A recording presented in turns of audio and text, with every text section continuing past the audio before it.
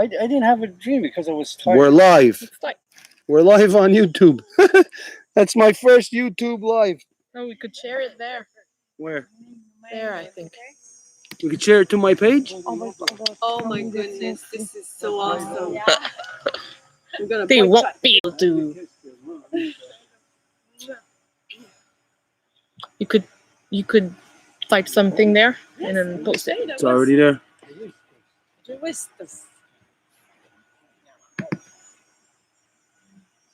So tomorrow, if ever, I don't know if you talk with the unit, but if ever you want to come, It's posted. It's there? There's a will, there's a way. Okay. I think we're gonna have to come closer to here for the extension. No, there's no place for even a So connect my computer. just so you know, so you can order. I could unplug mine for a while. No, but there's one Yeah. available. And The then thing I- is that I will have to move. Yeah. Yeah. It's not gonna be fun. It's gonna be like pretty intense, but what? I would like. I would like. You think I would like? Yeah, so much fun. In my Subaru, you will see it's a magic car. No, we are not texting. We just a bit. Yeah, on the way back.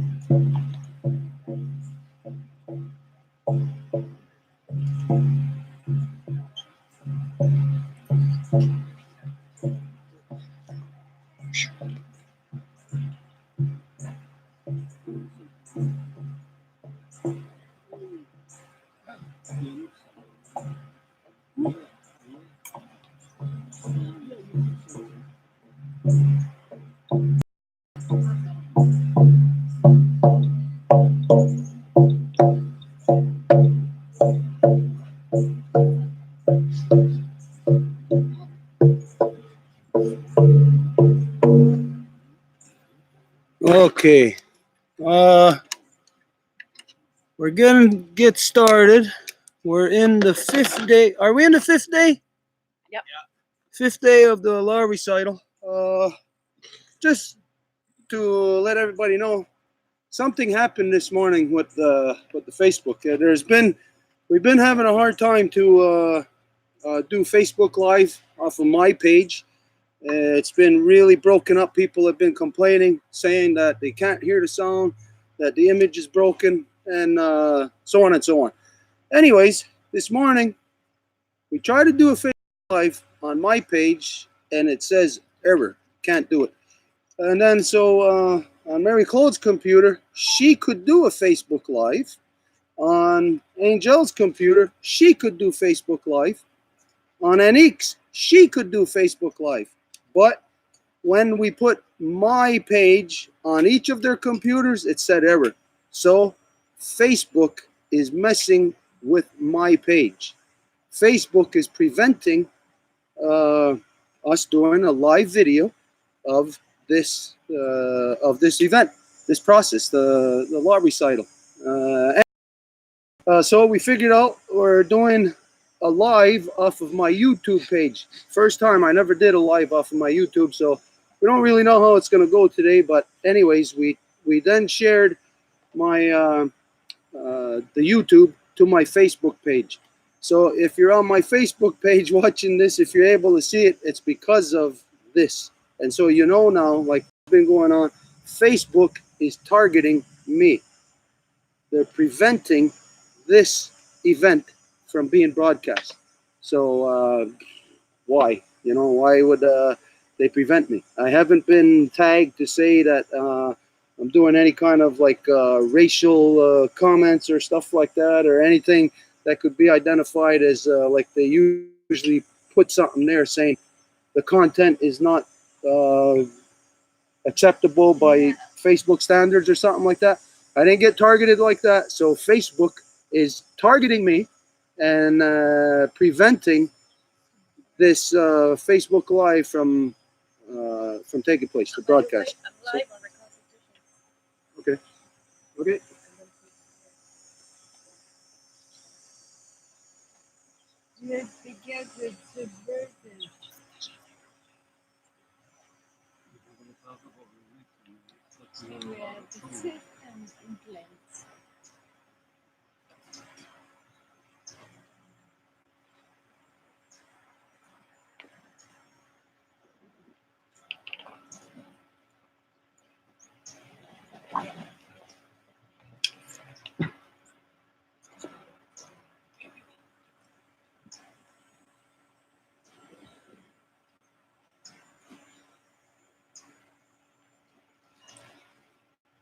No, that video stopped.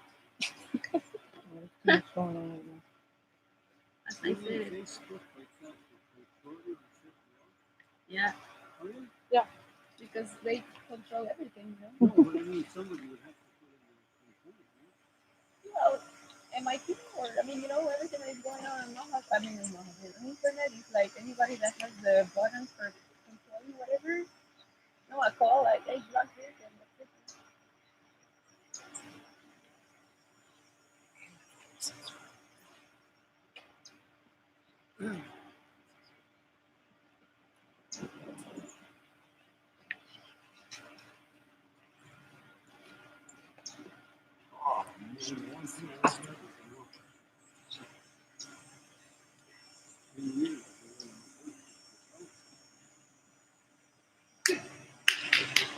I was not involved with any of the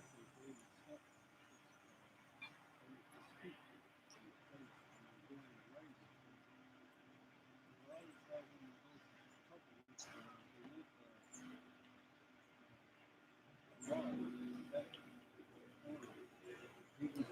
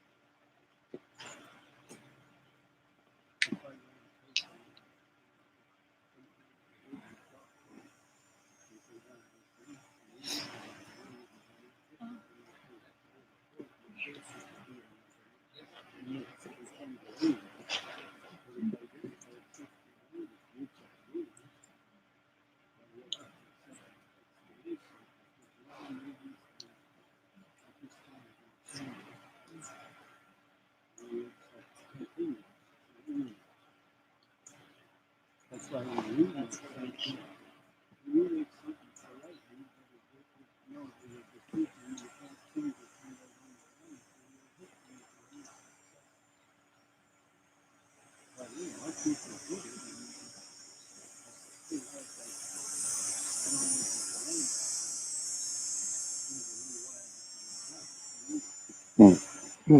me.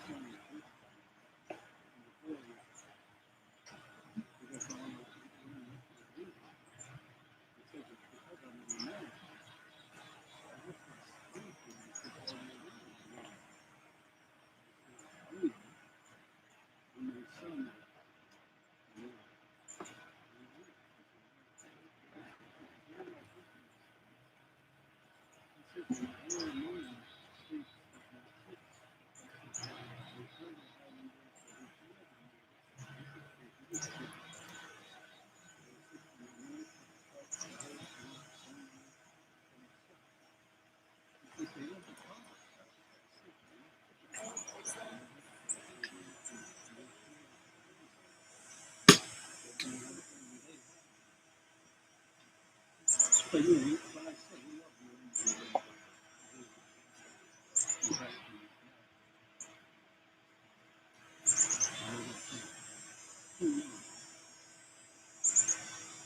you ready?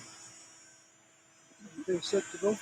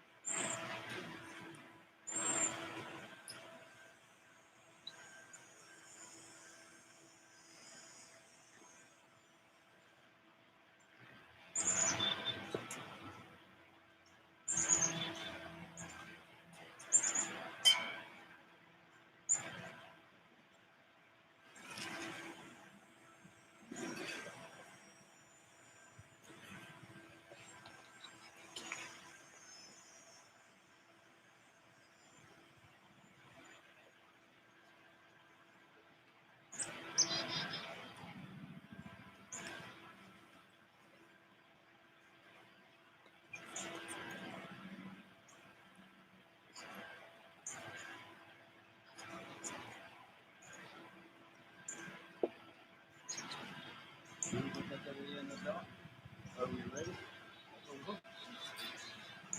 Okay. On the order. One get your own down.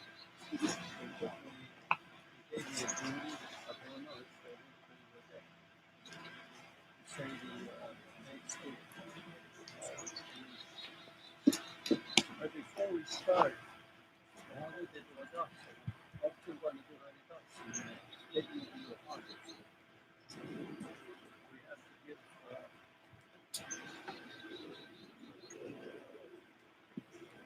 we have to talk about the Turo Aswaka or Tegani de Ohada, which is a treaty made many years ago, and that goes between the European and the Oklahoma. You made this law and was what you agreed to it, and so it's as binding as the day it was ratified, and we just keep renewing ours. And we hope that you remember where you are. As the two road, Degni de Ohada, one path is for the natives in their canoe, and the big boat is yours. And in the Gigogawayoana, Isanes, Owawa, or not, the Niwawa. Tanapi are in it, Ne Isa Blitzin Hodis, Wayan Rasara. All of your laws can only pertain to your people. Ni Ungwayan Rasara. Ungwe, Ujibwe Hungwe, Hadith said it. Ya Tamdu Nawanta Squarori, Aniti, Ayajun Hejik. You can never tell us on how to live. And then, like I said previously, you agreed to that. So I just wanted to clear that up before I do the Honda death point. And Yamako was what the home said. So Steve, for the quick line, thank you for listening. I'm going to be walking.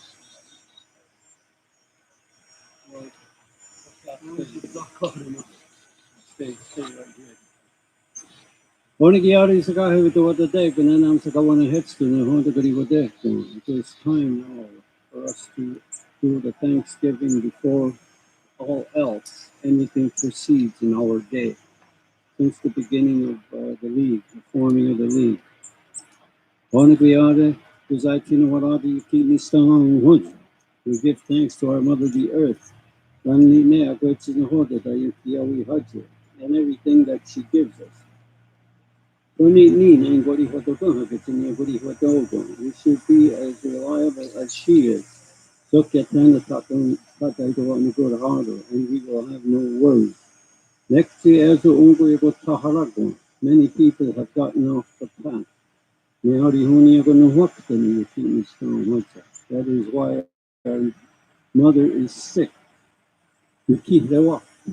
She's punishing us. Then they do what Kaporisi to open our eyes. They do what to expand our mind. What they can I give thanks to the people. We should all fulfill our duties. What they can know what or negative. We say you go negative. We give thanks to the water that we still have the water. Then I do a negir. I do a cognac to cook. I teach negative to give water to the plants and many other things. Thanks to all the aquatic life. They fix they clean the waters. And it's just going on hit the yoga. That way they always have water to drink. What they can order the order what there are soon, we give thanks to the roots and the medicines, that they still grow. And the people of the 5 nations, when it does on the Waktani, should you be ill and so that they're not, and you mention your name and so nature knows your name if you came through the naming process. Which is iron to know and they will give you the medicines that you wish for. If anyone is ill and doesn't know their medicines, it's our duty to heal them, help them get well, but tell them, kind of put them on the path. We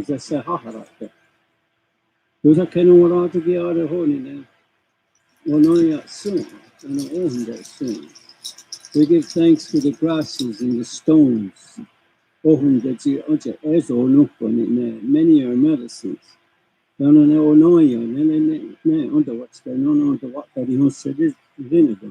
we will use the stones when we go for our sweats. What they can we give thanks to all the fruit. And many have become medicines.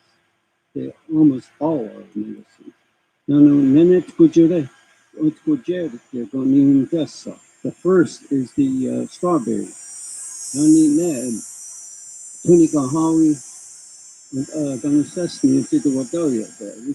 enter into the Ganasasna.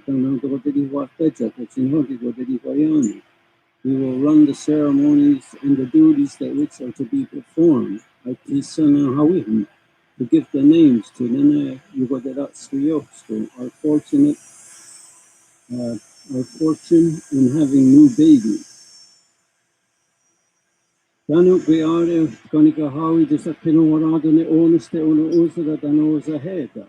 give thanks to the corn, the beans, and the squash which are behind me. They give us strength, help. The works that we were given, the duties. We give thanks to the animals of the planet, that they also remain on the planet. They give us their meats. And their skins, the hides. We make to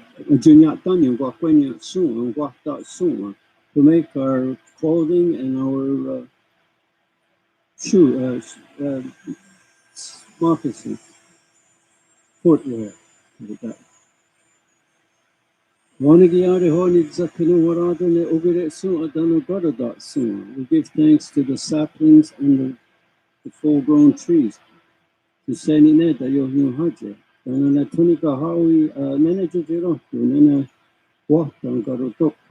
maple will be the first to give drip and give us and we'll get our sugars back.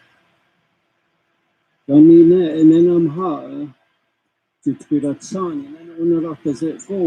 great white pine which we're fortunate to be sitting under.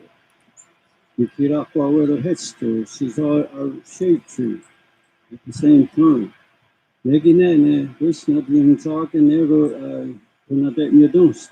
was what they use as a symbol of peace. So when peace should be talked about, it fits under these trees. They shade us from it and they give us wisdom. At the tip of the pine, don't know when it August, and the Wajato Harbor is where it will sit. In the Wajato Harbor, it will look into the forest. When a Tanawa hits the Dawa, it's a Kihirori. They will tell us of the evil that's coming, and that we will be prepared. What they can holy. We give thanks to the four winds. We're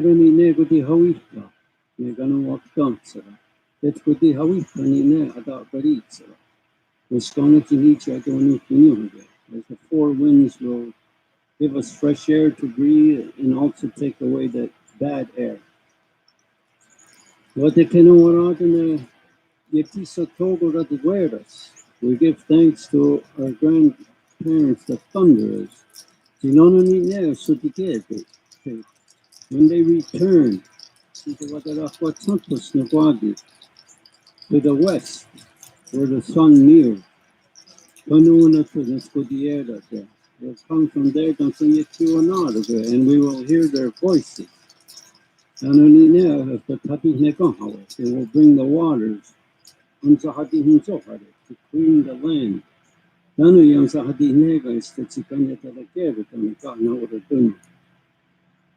And replenish the lakes and rivers and all waters. What they can to the order we give thanks to our grandmother, the midnight sun. She has a great job. So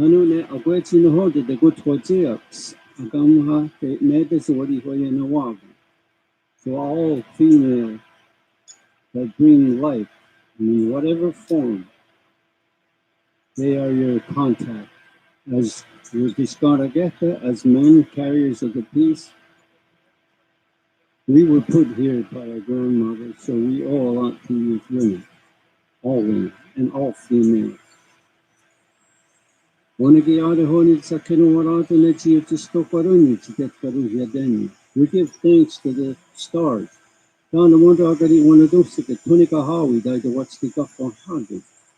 If we ever have to travel at that time, she will give us light.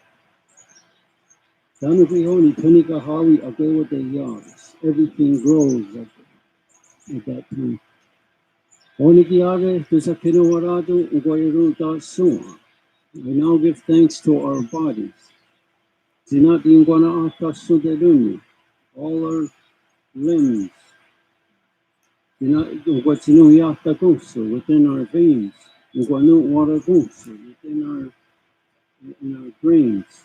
In our blood. And that everything that is within our bodies that work together for us to be a healthy being.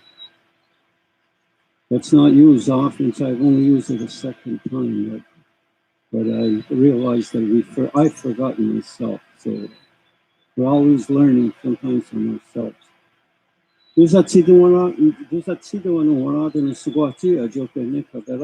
give thanks to our eldest brother, the sun. He has such a great job. He heats the earth that the seeds may sprout. We get our medicines. To get our sustenance of life.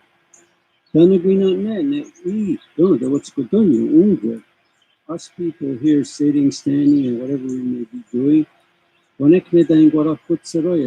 just for the sun to hit our bodies, it is a medicine.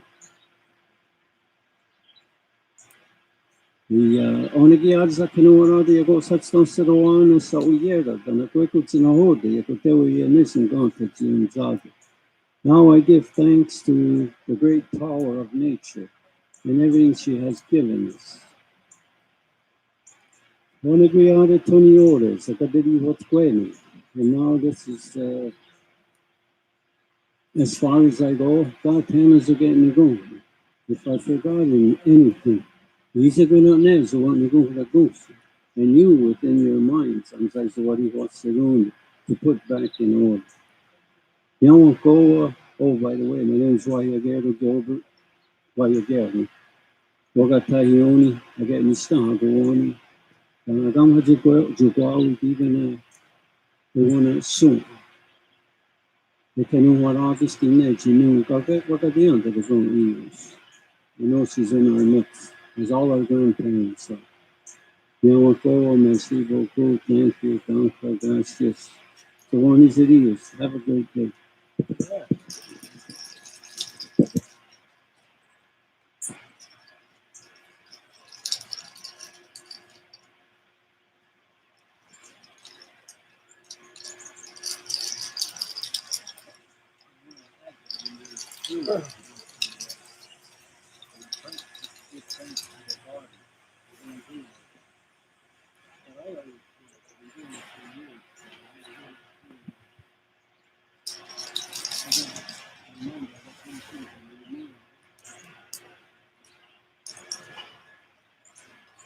Hana ga diwahi ga joko, so don't see us nyari.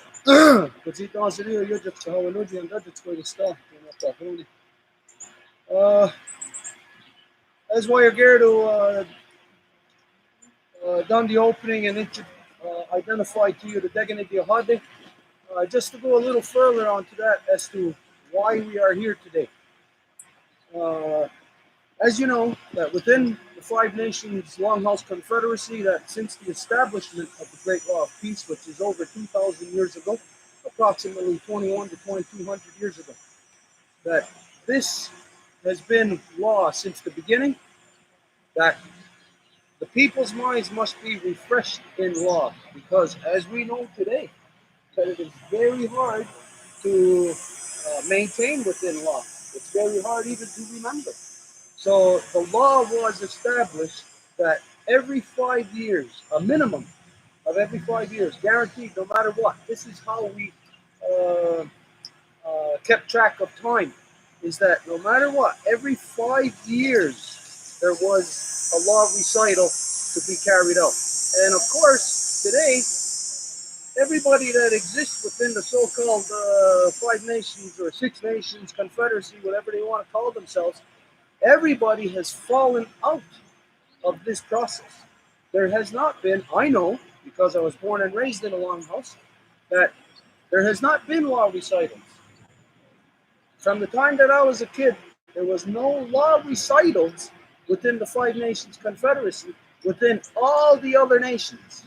The only ones that held law recitals was the Ganyangahaga, and in particular, only the Ganyangahaga here in Ganawagi. Now, anybody could be offended by this, but big deal. Like all things that we say, prove this to be wrong. We know for a fact that the people have not maintained their continuous 5-year cycle of the law recitals. It has only been within the people of the Longhouse who have maintained this. And so what we see over a period of time, if we see, like, let's say there was 100 people, then the 100 people went down to 50 who were conducting the law recitals, and then down to 25, and then so on and so on, until basically right now we can say with 100% certainty that this is the only house that has maintained the law recital cycles, 5-year cycle, right up until this day. It is only within this house. This is a matter of fact. It's not a matter of, oh, we're saying that we're so great or whatever. It doesn't matter if we could be the worst people on the planet. It doesn't matter. If you maintain within the cycles and everybody else doesn't, then the facts are the facts. The truth cannot offend anybody. It will only be that the people are ashamed, and that shame turns into offense, that they're offended, and that turns into an anger or an aggression against what we are saying.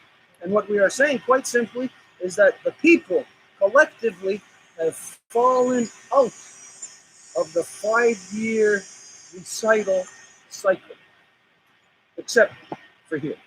Now, this is not the 5-year cycle that we are in. We are in the middle of the 5 years. Wonder, well, why are we having a law recital? Because within the law, it is identified a minimum of every 5 years. So that means a minimum that, say, you had one 4 years in a row. Then at the 5th year, you might think, well, we don't need it because we just had one 4 years in a row. No. If you had one 4 years in a row, you still have that one on the 5th year cycle.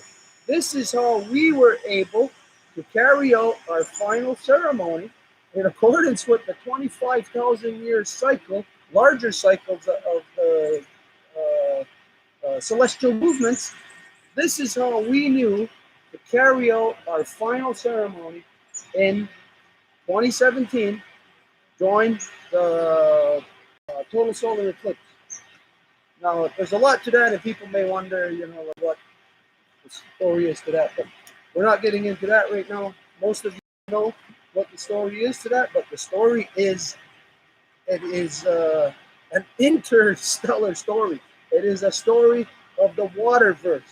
And again, we no longer identify universe because the universe does not identify what she is.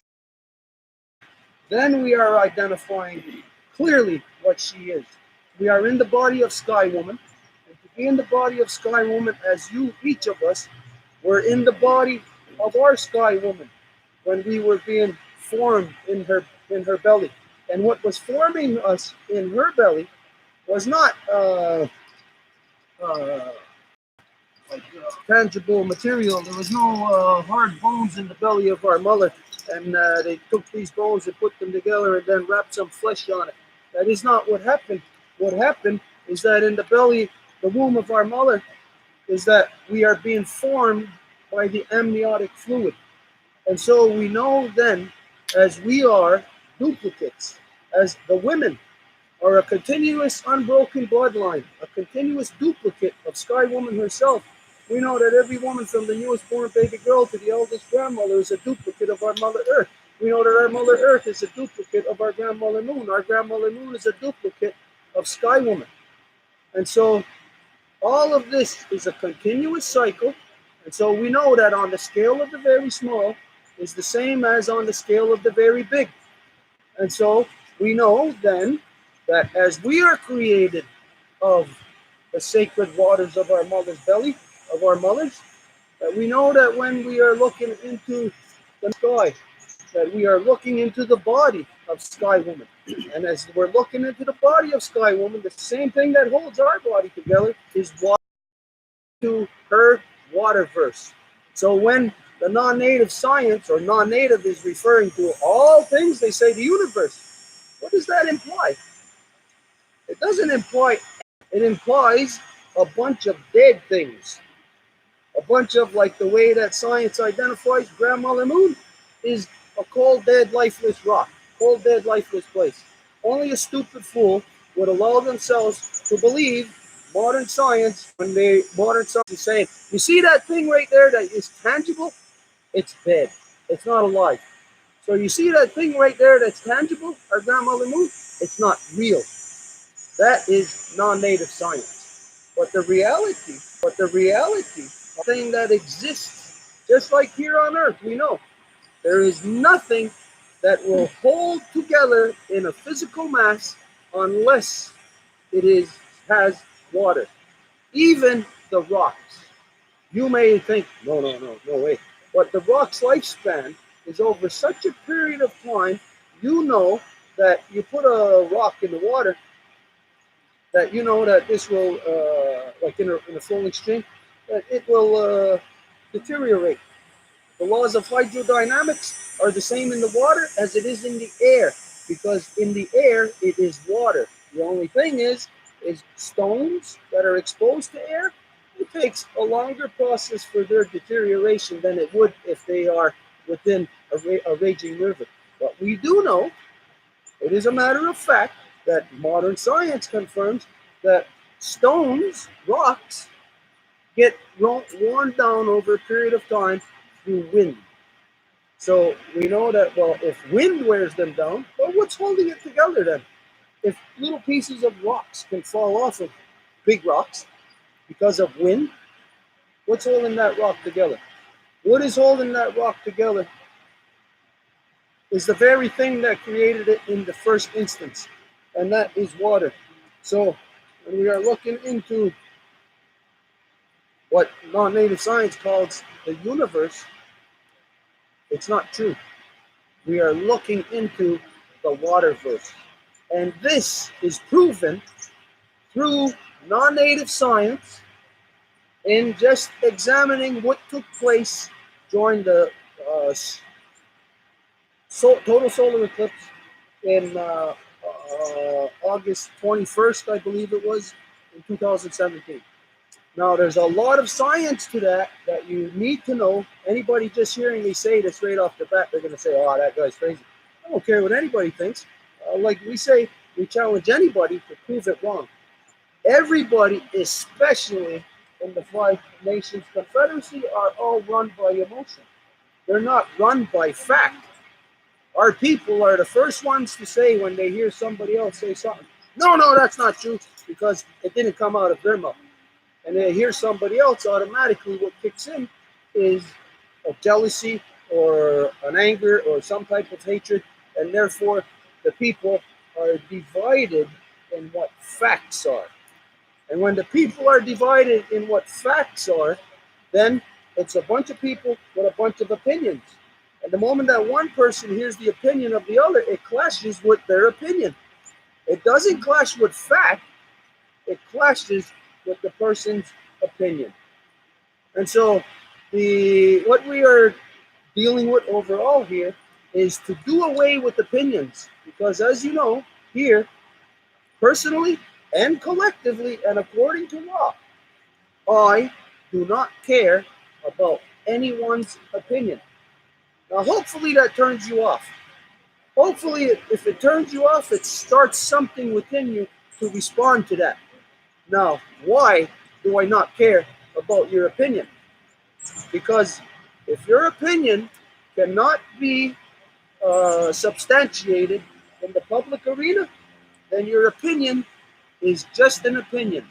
And what that makes it is a religious belief, because all religions are somebody's opinion, not something that can be substantiated in the public arena, but maintained just under opinion, where somebody says, you don't believe in my opinion? You better have faith in my opinion, or I will strike you down. That's God.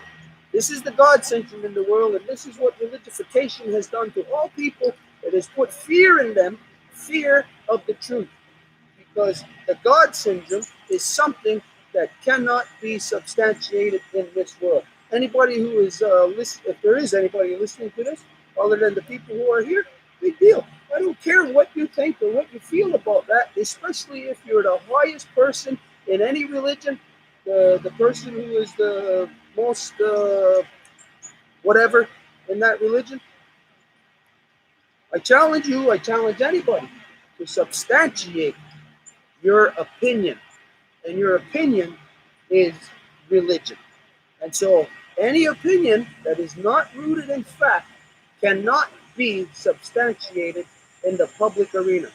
And so this is what we are gathered for, because what has happened in the world is that truth, as you know, Donald Trump identifies this enough, that there are no more truths now. It's all false. It's all fake news. Meaning, news is what? News is communication of what the truth is. It's conveyance of what the truth is. If I'm the news, I observe this and I convey it to you, and you say that's fake news. Well, if I convey to you that I seen turtle rattles and a buffalo head here, and you say that's fake news, then the person next to you is influenced by hearing you say fake news, which means any facts that are conveyed, any communication between people now, it's not dependable. All communication between people have been broken down now. Collective, which is what democracy is. It is nothing more than a false opinion, as it is rooted in false man-made religions. And so this is how we got to this point today, where there is fake news, meaning fake communication. We can no longer trust what the communication is between people. How did we get here? We got here, well, through war. We got here through international espionage, through all these corruptions. Well, what are those corruptions based on? They are based within democracy, which is democapitalism, which is actually democracy protecting capitalism and compromising its people, because have the people be enslaved to the destruction of Mother Earth. People are enslaved to their own suicide. And this is undeniable as to that this is the current state of the world, that everybody is committing suicide. Very fitting. Today we look at the so-called epitome of democracy, which is supposedly the civilized world. Like we said yesterday, everything is backwards in your world. So you think you're civilized? You are not. Look at what the supposedly most civilized country on earth is, let's see what just happened in the last 2 days. In the last 2 days, the beginning of their weekend started with 20 people getting shot, killed in the street, 27 others getting hurt, and of course it's increasing. And it ended with, well, it still didn't end, but last night, another shooting, another mass murder in Ohio. I forget how many were killed, I think 9 of them or whatever, and many more hurt. This is an end result of the corruption of religification. Because religification is war. A religified mind is a warmongering mind. And so where we are now today, in your world, in the non-native world, you're at the point of corruption where absolutely everything is breaking down, where absolutely every person is left completely helpless to do anything about your circumstances. Hence, what gets us here today is, as you know, a process that we have been engaged in together now since, actually, like you said, it began here in 2009, but particular since we've been engaged since 2017, since the last law recital. From there was a woman's declaration that was made by the women who were identifying the corruptions in the world and that they no longer wanted to be connected to these corruptions, that they wanted to be able to do something about these corruptions. When you consider, you look in the so-called United States right now, that everybody has been saying, after every mass shooting, there's been mass shootings for how long now in the United States? Ever since so-called United States, ever since they've been conceived, there's been mass shootings. People don't associate it with mass shootings, but you look at to become first so-called United States, that was a mass shooting of people. And when you consider again what war is, again you think war would take away the amounts of people. It doesn't. War expands the population. So when you have war, what people don't realize what it is, it's the equivalent of changing the program on your computer. It's because what war does is it wipes the mind clean of what we were before, and now we are something different. And so after all the mass shootings in the so-called United States, every person there says, well, what are we going to do about it? We're going to do something about the guns. But you look right up until today. Not that I'm laughing about these circumstances, but I'm laughing about the stupidity of the people. How could the people be so stupid to allow their children to get killed right in front of them, and the people do nothing about it? They can do absolutely nothing about it. But even in their so-called government, their so-called elected officials are saying, we're going to do something about it. But they can't do a damn thing about it. They cannot stop it. This would identify to you an individual mother. Consider this. Your children are fighting. They're killing each other. And you can't do anything about it. They will not listen to you. You are not empowered. Your voice is not heard. You have no choice but to watch your children kill each other. Well, your children really don't mind because they're the ones doing it. What? Who is the recipient of that action? Who is the one that receives all that pain? Is it the person who actually gets killed? Well, you receive pain maybe for who knows how long, a minute, or if you're prolonged, maybe a day or whatever, but ultimately your pain is over. Who receives that pain and continues to hold that pain forever? The women, the mothers. And so again, the true target of all the corruptions in this world of male religions, warmongering minds, because all religions are the root of all wars on this planet. This is the corruption of the male dominant mind, and no matter what, they will continue to believe that they are correct. So that means they will continue on their path, which tells you women, tells the mothers, that your men Your men are absolutely stark raving mad. And you are subjected to their insanity, where the mothers have no choice but to continue to feel pain. How long in your world has the woman been feeling pain now because of this insanity of your men? For thousands of years. Figure, I know that if I had a thorn in my foot, I wouldn't leave it in there for thousands of years. I know if I got a thorn in my foot, I'm going to do something about it immediately. I'm going to get rid of it. You have had a...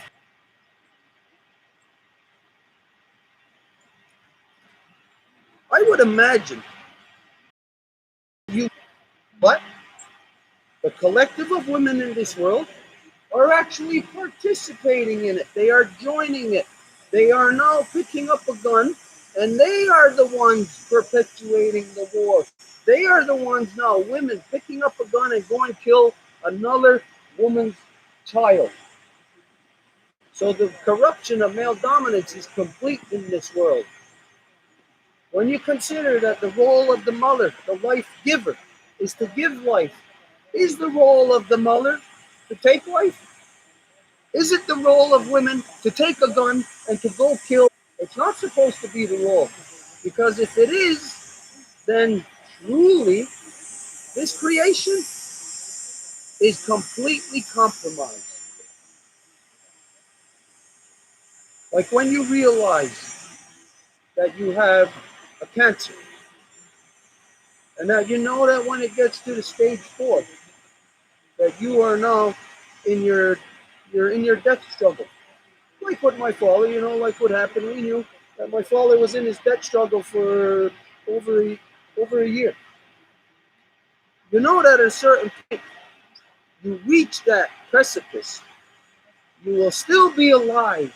Just like if somebody shot you in the heart, you'll still be alive for a minute and a half, But from the instance that you're shot in the heart, you're dead.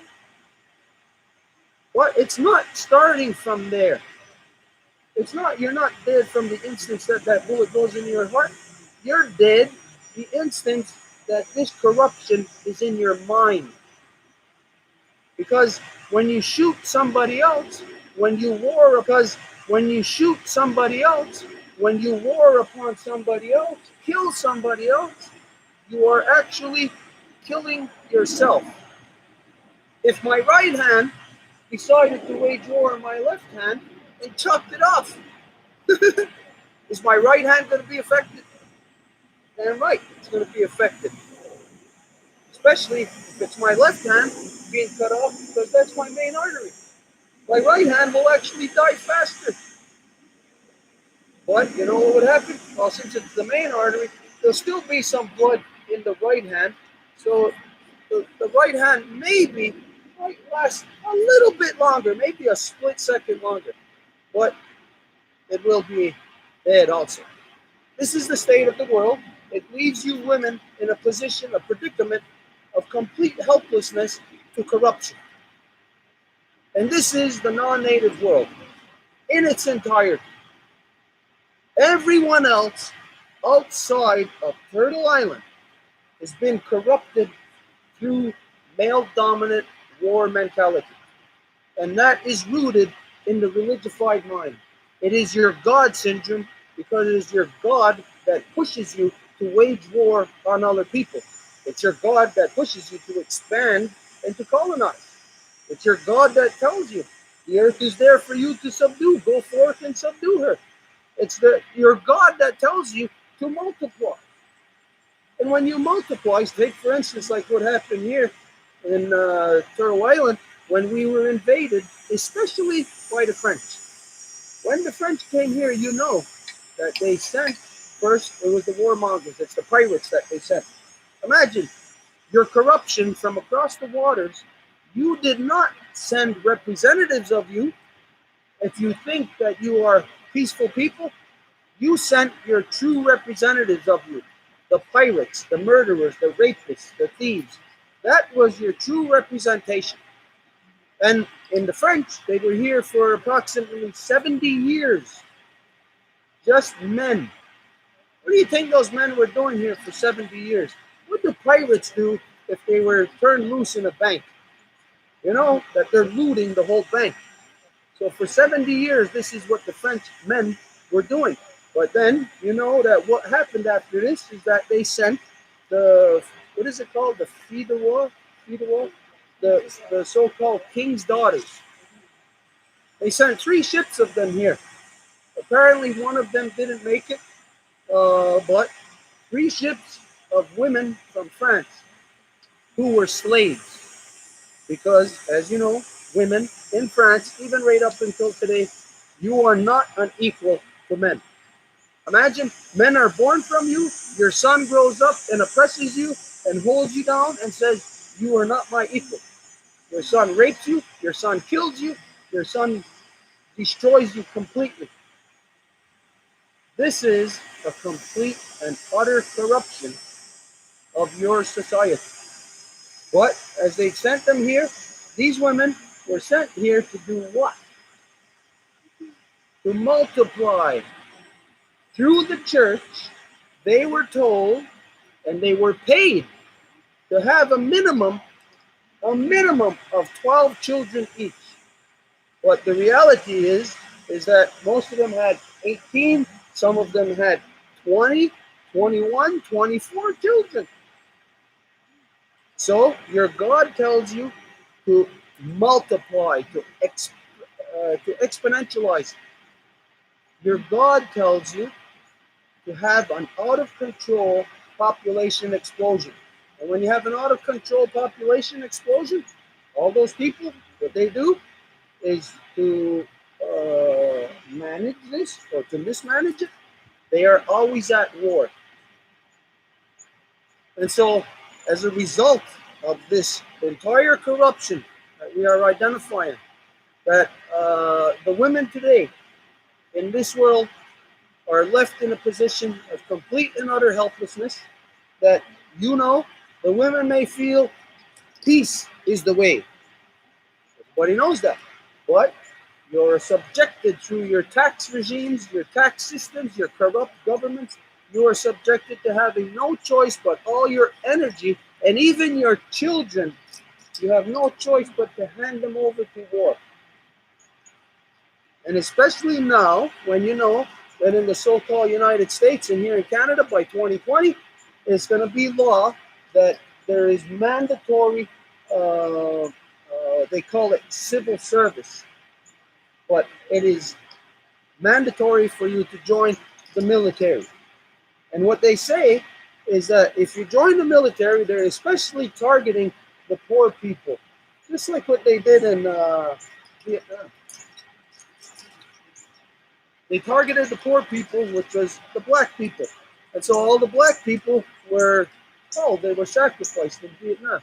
The white man sacrificed all the black people, all his slaves, to Vietnam. And so now today,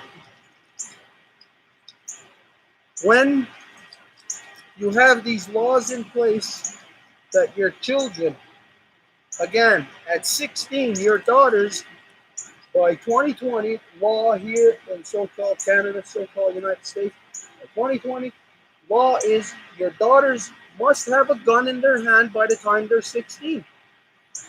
And by the time they are 18, they must kill someone. But what the government, so-called government right now, is identifying how they're enticing them is they're saying that targeting poor people is they're saying that you do this service and you will get a free education. So right now, let's see, if you wanted to get an education, how do you get it? You got to pay for it, right? It takes money, right? So what they're doing is they're using money. You want an education? Here, we'll give you money. All you got to do is put a gun in your hand. Doesn't this sound familiar? Let's look at right now, again, this billionaire, his friend, his intimate friend of Donald Trump, another pirate on the deck of the pirate ship, which Donald Trump is the pirate captain of. You look at his friend, what's his name? I think it's Jeffrey Epstein. This guy, a billionaire, who's charged with rape or charged with having sex with underage girls or whatever. But you know that they identify the fact is that he didn't rape them. He offered them money. And these girls were enticed to it because they were poor and they wanted an education. They wanted to go to school, but they didn't have the money. So this shows you here the corruption of the male dominance is the tool that it uses is money. So money, everybody knows, everybody throughout time has said, well, money is the root of all evil. Yeah, okay, big deal. Anybody can say that, but then you say, oh, well, we need money to put food on the table. So as people identify money as the root of all evil, and you need money to put food on the table, then you know you need evil to eat. So in your practice of feeding yourself every day, there was a time that it was a good practice. Now to eat, it's an evil thing because to eat, you have to rape, you have to kill. This case with this Jeffrey Epstein shows you clear because of the jurisprudence in the court already, what is already known in the court, that the girls identified, he didn't rape them. They're saying there's some of them were raped. No, they were not raped because they took money that he offered for them to have sex with him. Now, again, would those girls, these young girls, would they have had sex with this guy if not for the money? Of course not. So the impetus to the corruption here, the source of the corruption is money. Now, in this particular case, you have jurisprudence to establish, yes, not just everybody saying money is the root of all evil. You have jurisprudence in a court case identifying the evil that is the impetus to that corruption. It is money. And so, you know that money buys your daughters off. It turns them into selling themselves. And now, through this court case, you just extrapolate that or compare it to what your government is saying. Enticing young, poor people who can't afford an education, saying, all you got to compare it to what your government is saying. Enticing young, poor people who can't afford an education, saying, all you got to do is do this military service and we will pay for your education. Your government is raping your daughters, turning your daughters into murderers in the guise of getting an education. Now, with this, I challenge anybody to tell me to prove that this is not so. When you attempt to prove that it is not so, you will prove that it is so. That yes, indeed, this is the way that it is.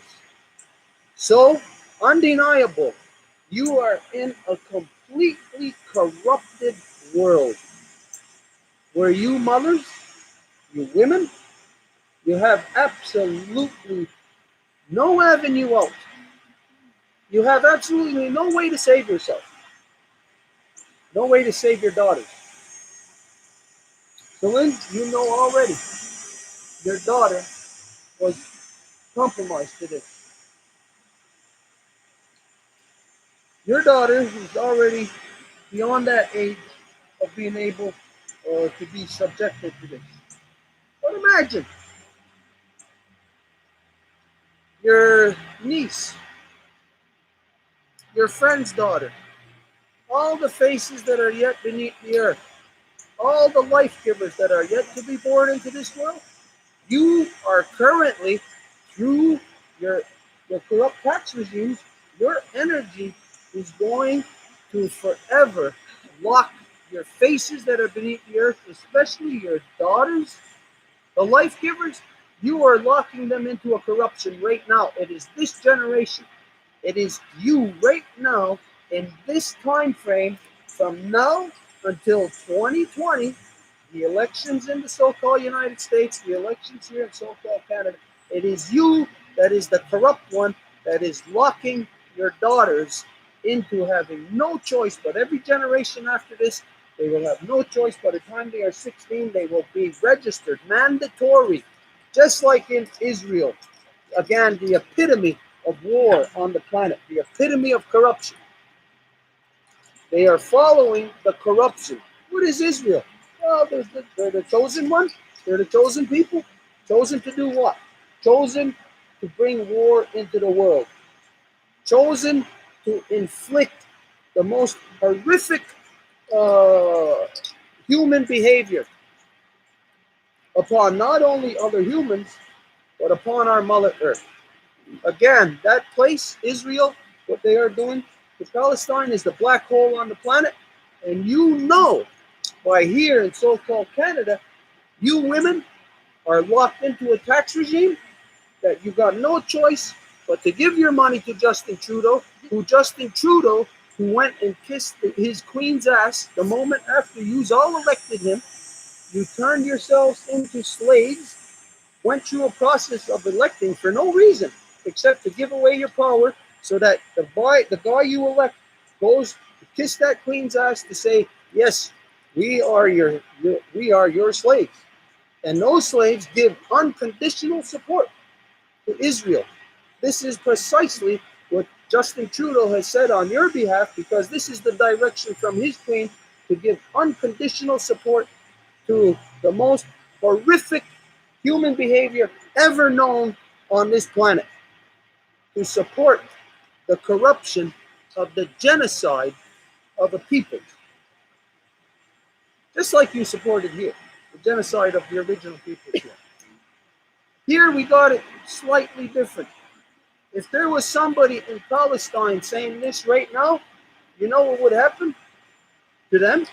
They would be targeted by something that you would even never suspect.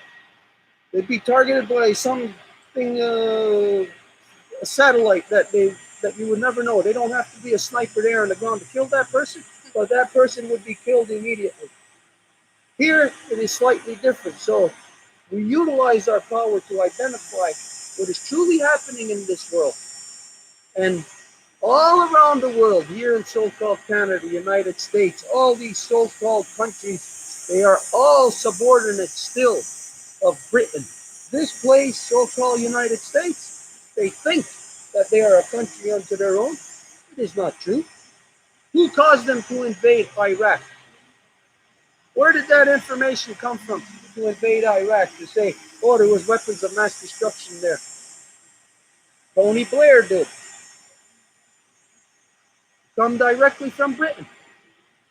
So if somebody can control you, affect you into war, that means they control you utterly and completely. They don't affect you into peace. They affect you into war. So everybody, the whole world, is supporting.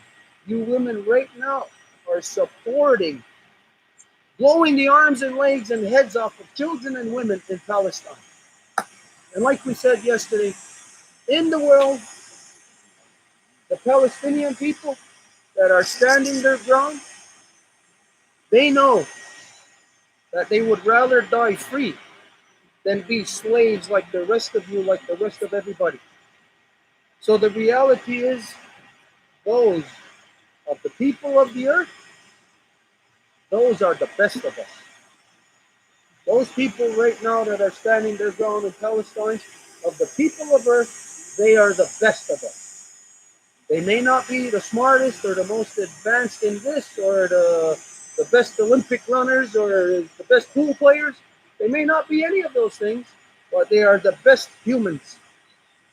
They are the purest, because they could run away to escape the insanity of what calls themselves Jews, but they stand their ground because it is principle. That you hang on to life and you maintain life, you don't give in to the pirates. Because if you do give in to the pirates, you become a pirate. And so this is where we find ourselves, that you women are in this predicament of that you've got no choice but to be pirates, but to join them.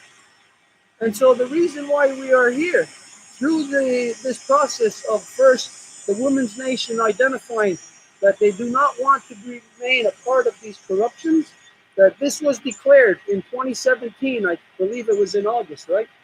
In August of 2017, that the women from around the world participated in this writing of this document, a declaration identifying that they do not want to be a part of these corruptions any longer. So once this declaration was made, okay, what is that? You say, I don't want to be a part of these corruptions any longer. You're on board the pirate ship and you're saying, I don't want to be on the pirate ship. But you're on the pirate ship. So what do you do from there? Because of this reality of once you use your head to determine your true circumstances, then you have to plot a course out of the corrupt circumstances that you are in. And so, as a result of the Women's Declaration being able to collect the minds of all women, that you can then determine the path out. And the path out was identified that the women must form a nation. Not to say that, well, you're going to form a nation on the land-based and you're going to start a new physically land-based nation. No, but that you are going to unite in thought, regardless of if you are black or white, or if you're yellow or purple, or if you're a Martian or whatever, that as a Guayagero identified in the opening, all women. And that does not mean just humans. You have to speak on behalf of all the female within all creation. As you know, you learned just recently that here in this territory, so-called Montreal, and every major city, as you learn, that they cut down all the female trees. That they do not allow female trees because the female trees is what creates the pollen, and then people, whatever they say, they're allergic to it or whatever. So you're not to speak just on behalf of human women. You are to speak on behalf of our Mother Earth. And in our Mother Earth, there is the female line in the trees, in the rocks, in the grass, in all the plants, in every animal. There is a female line in all things because there's, in order for everything to exist, there is the duality. In order for everything to exist, there is the duality. The duality of the Degene Diohade, of the two-row wampa. And so, you plot the course to get out of this crazy insanity that your insane males have created, locked you into through their religion. That your course to plot out is to form a nation together where women around the world will have the same position so that you can stand in that corrupt country of Israel and the women can stand there and say, no, this is our position. And they'll be standing with the women in Palestine saying, no, this is our position. And you'll be standing with the women here in so-called Canada and saying, no, this is our position. You'll be standing with the women in so-called Britain and they'll be saying, no, this is our position. You'll be standing with women. You'll be standing with our Mother Earth. Whereas right now, you are locked into and controlled by the corruption of male-dominant, man-made religion. You are completely corrupt from head to toe. And so, the woman's nation is your way out of this. And so, in order to enact as a woman's nation, you got a bunch of people who have a bunch of different ideas. No, you must have constitution. You cannot dysfunction under the same poison that got you here, democracy. Democracy is a schizophrenic mentality, and anybody who participates in it inflicts themselves with schizophrenia, a state of schizophrenia. That includes anybody. That includes my people. The stupid people that are here in Ganawagi that participate in the non-native democratic system. Only stupid people will do that. They inflict themselves with schizophrenia because they say one thing and they do the other. Now, how can you say one thing, I want to do this, but you do the other? Doing the other is you're doing something physical. That's your body. Your mind's thinking one thing, but your mind isn't in control of your body. So what's in control of your body? you have another identity that you are not aware of. And in the schizophrenic mind, the one that is in control is always going to be the most brutal. And so we look on this earth right now. Who is in control? The most brutal. And so this is where you're at. You must realize what you're dealing with. You're dealing with a mental illness. A mental illness that is developed out of something. No, people of the world don't want to confront this. What did it develop out of? Well, let's see. How long have you been in a state of war? Well, for thousands of years. How long can you remember? What is your history? You can only go back a couple of thousand years, and it's very sketchy. Even within those 2,000 years, it's very sketchy. Can you remember anything beyond that? No. It's like your mind has been wiped clean. Okay, so let's look from the last 2,000 years. What is there? What has happened in the non-native world that you could possibly attribute to non-stop wars to? What is the source of your non-stop wars? What has happened that has affected all the people on the other side of the world to be a non-stop war? Just religion. Since the advent of your God, since the male created God in his image, you have been in non-stop war. And so the schizophrenia, the mental insanity that creates your schizophrenia is attributed directly to religion. Because those people have this religion. Those people have another religion. All different religions, but it's all people that have all grown up out of our Mother Earth. Religions are opinions, okay? So here's a group with one opinion, another group with another opinion. That's schizophrenia. And so you are locked into a state of schizophrenia. So imagine, if you figure that out, if you're talking to a psychiatrist and you figure that out, well, you know what? A psychiatrist is going to prescribe some kind of medication to you that will maybe suppress your schizophrenia. But it will not fix it. It will not heal it. And you will be subjected to it all your life. The thing to do would be to heal it. And how to heal it would be to address it, to find the source, to find the root, and to eliminate it. And so the women in your journey since 2017, and first the Women's Declaration, and then the women adopting, the woman declaring, forming a woman's nation. From there, the women have asked, reached out through the Degani Diohade to have this law recital, which is the reason why we are smack dab in the middle of our 5-year cycle. We did it in 2017.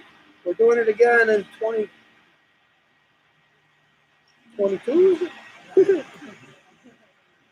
So here we are right in the middle.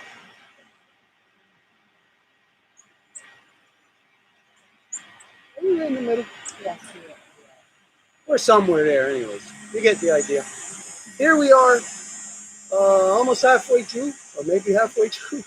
And we are at this stage where the women, through the Women's Nation, requested a great law recital. The great law recital, again, as you know, you're sitting here, consists of the creation story to identify what has happened to us in our creation. Now, you think, again, that the creation story may talk about how the earth was created. Yes, it talks about that. But your creation story is happening right now, right? It didn't happen just when you were born.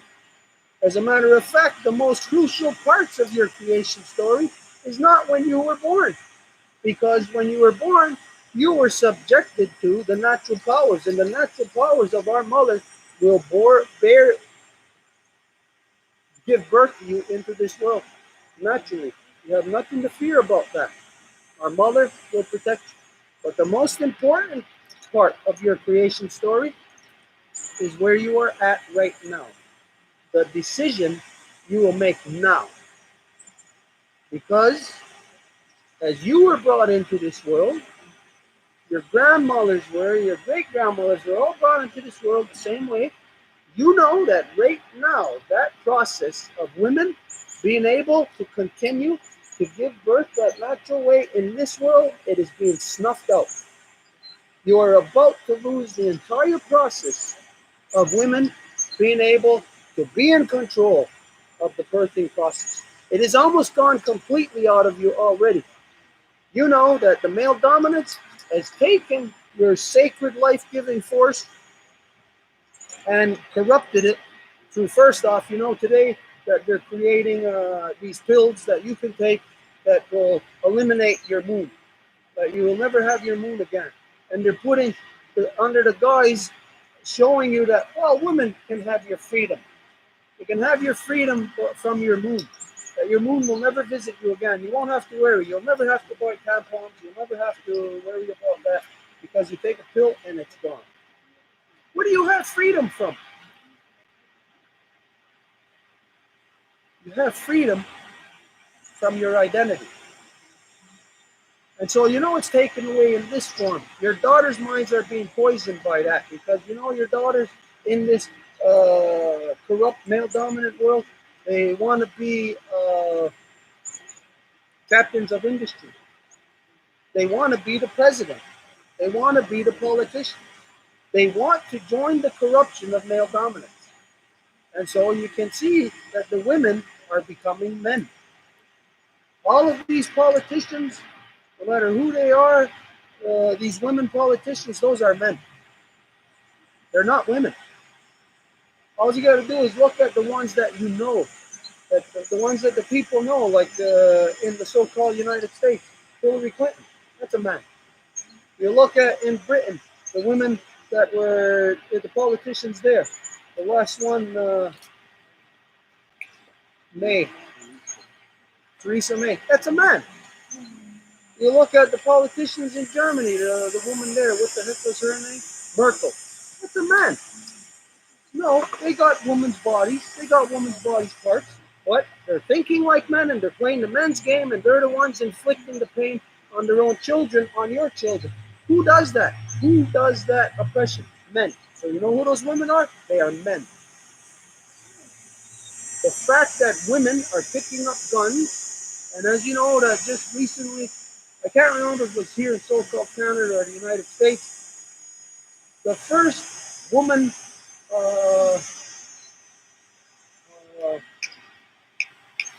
in their elite military, first one became a sniper. All it takes is one woman to be in that, and all of you are compromised. Because she leads the way for your daughters to become the killers, the murderers. She, that girl who became that, she is no longer a woman, she is a murderer. She is a murderer in the name of her country, which actually you are paying her to be that murderer. You are the impetus to that murder that she is committing. And you women do absolutely nothing about it. You do not say nothing about it. You can imagine if you're born into a world where your elders lock you into political policies that make sure that you, a little baby girl, born into this world, so beautiful, loved by her mother, loved by her father, that she's going to grow up to have to kill somebody. She is not a woman any longer. So the people of this world are locking in the women into a gender change. There is a gender shift that is happening here. And it is male-induced.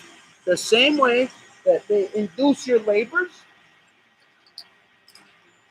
changing your natural birthing process, the same way that men, through the male-dominant medical industry, are having women doctors even, who are now men, inflict cesareans upon every woman on the planet.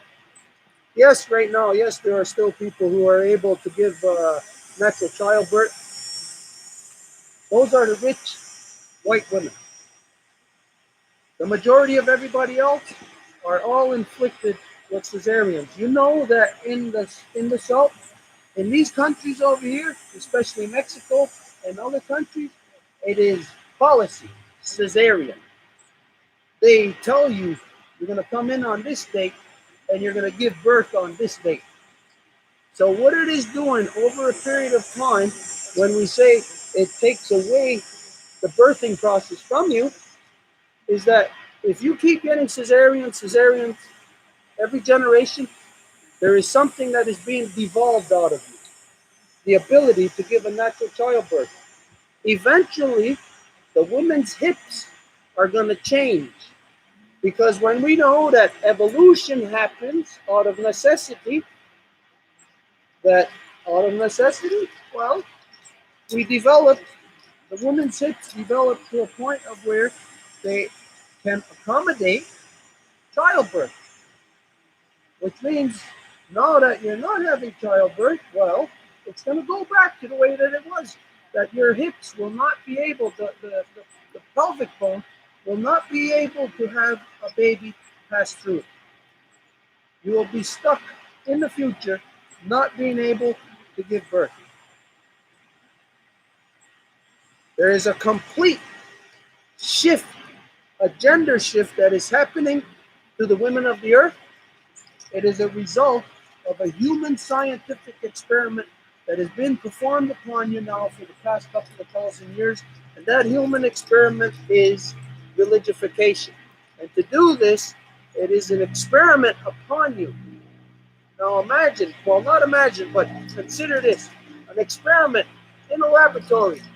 They got to cut open stuff, they use scalpels, they use whatever things to do this experiment.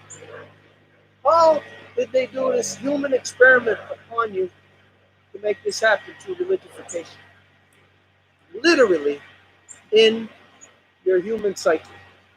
Literally, there has been an open brain surgery that has been performed upon every person on the planet who accepts the insanity, the utter stupidity of all false man-made religions. Look into your own history.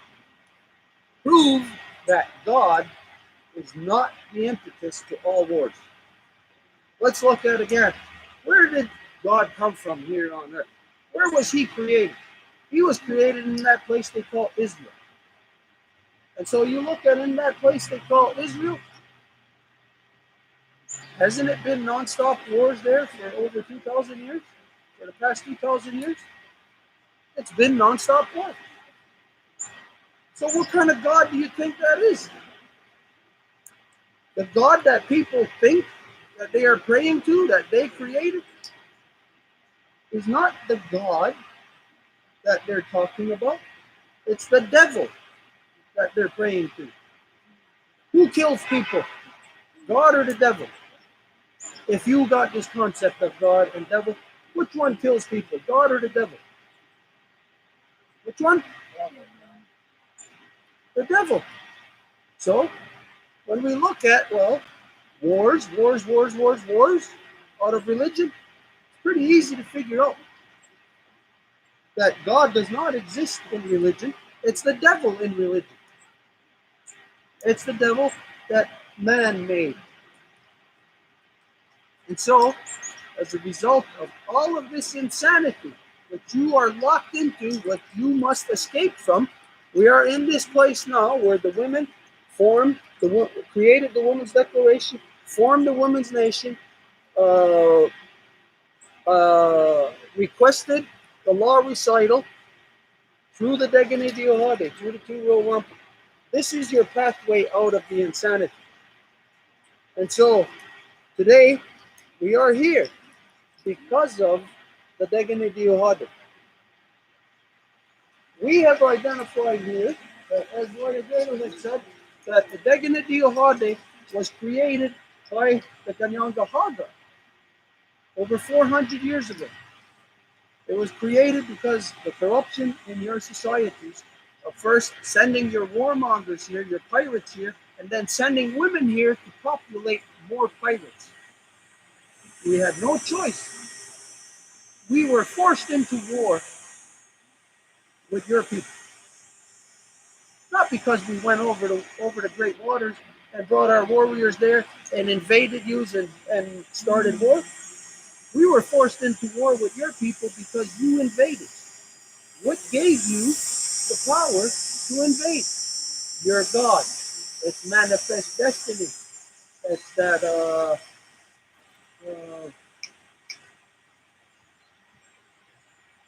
what do they call it? Doctrine of discovery. It's your God that came here and waged war. Not just here, all around the earth, waged war. Everywhere your God steps foot, wages war. And so, we are here to perform a brain surgery. To take out the program that gets you to accept that up is down, that left is right. You have had brain surgery performed upon you to get you to accept that murdering people, stealing, raping, oppressing, that gets you to think that that's okay. This isn't okay, and you all say it's not okay. You all want to say that you're not like that, but the reality is that is you. This is the reality. Now we know that the reason why you're here is because you don't like that reality. Is that you want to do something about that reality. And so what we identify of the reality that you are under right now, that war mentality, when we presented the Degani Diohade, the two-row wampum peace treaty, not sorry. We did not know that your ancestors were thieving, raping, murdering liars. We did not know that. Because here, there was no such thing as a male being able to lie. Because under matrilineal authority, the sons cannot lie. It is impossible. Here, within the longhouse, it is impossible for a woman to get raped. Within your society, you know it is the rule. It is the status quo. It's not the exception. It is the rule that women must get raped. And you do not maybe consider it this, but you know every day you are being violated as a woman. You are getting raped every day. Your daughters don't know this because they are now bought off by the very thing that rapes them. And clearly that Jeffrey Epstein case identifies this to you. Your daughters are bought off to be raped. Now those young girls, when they took the money, they weren't raped. It's a lie because they accepted it. But later on, they realized what happened to them. By that time, it's too late. Once you're raped, you can't undo it, right? You're always going to be raped after that. Not that you're going to continue to be raped, but once you're raped, that rape is there, and that is there to scar you forever. So, the women of this world, it's like you are deciding, well, we're raped, okay. That's the way it is. Let's just usher in the next generation of our daughters to get raped also. And then the next generation, raped, but more and more, so much so that what is actually happening is that humanity is snuffed out. You are a part of the process. And so, to not be a part of the process, this is where we identify that in the points of the two-row wampum, that when we made this treaty with your corrupt men, with your insane men, we did not know they were insane. We did not know all of this stuff, but we know it now. And we can say with 100% certainty, all the peoples that come here from all around the world, they all come here under British rule. Because if you're here in so-called Canada and you run a traffic light and you end up in court, who is the one taking you to court? What is the court called? Anybody?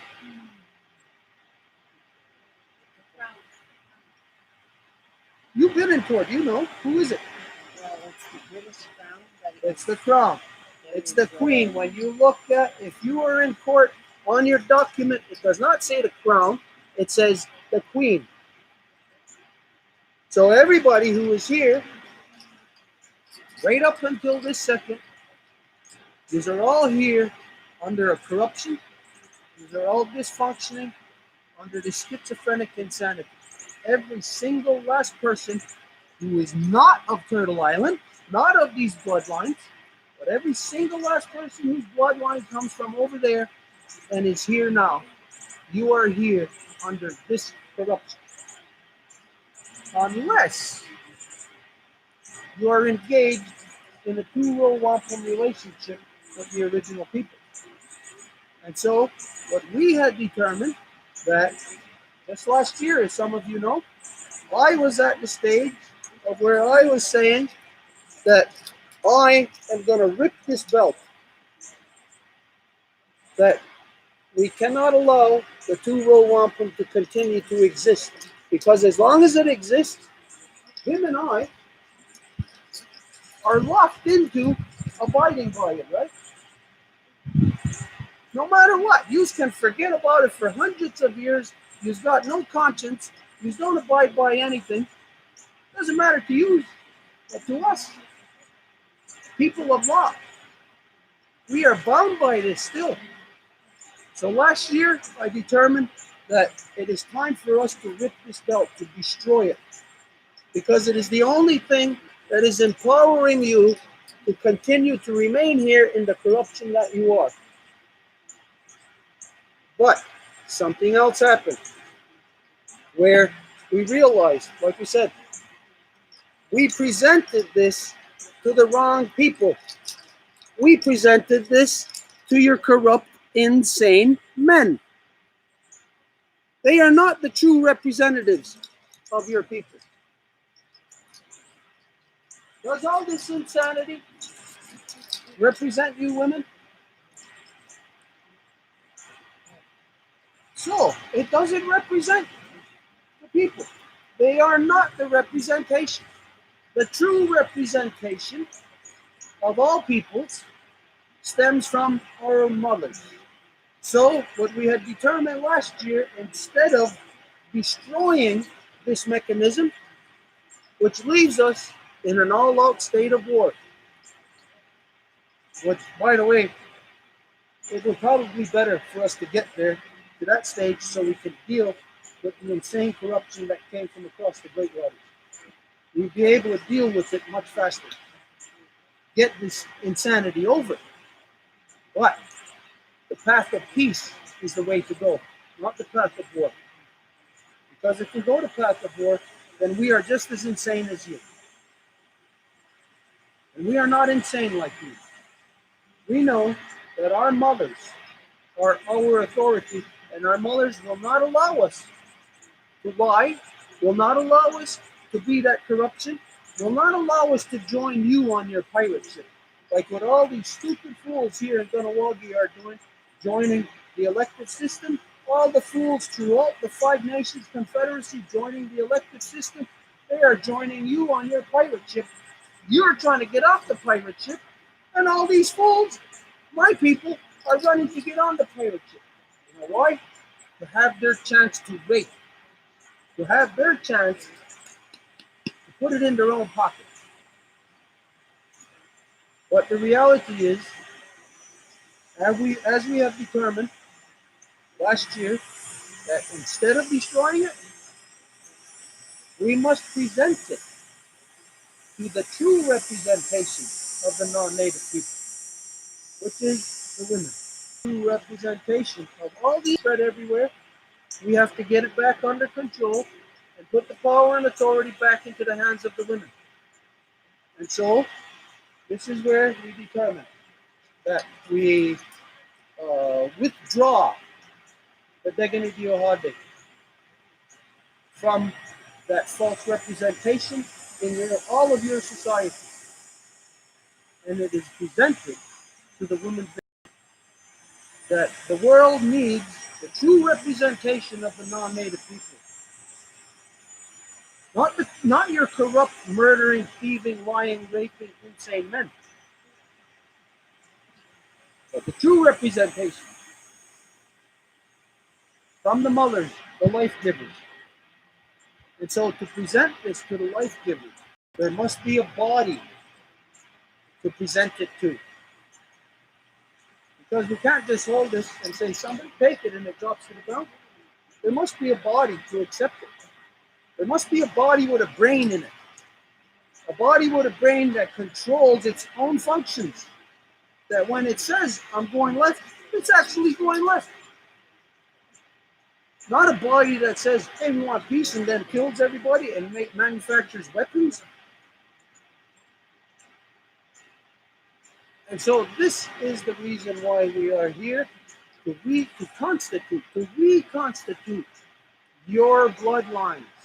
Something that has been destroyed within you from your own sons. We are here to reconstitute within you.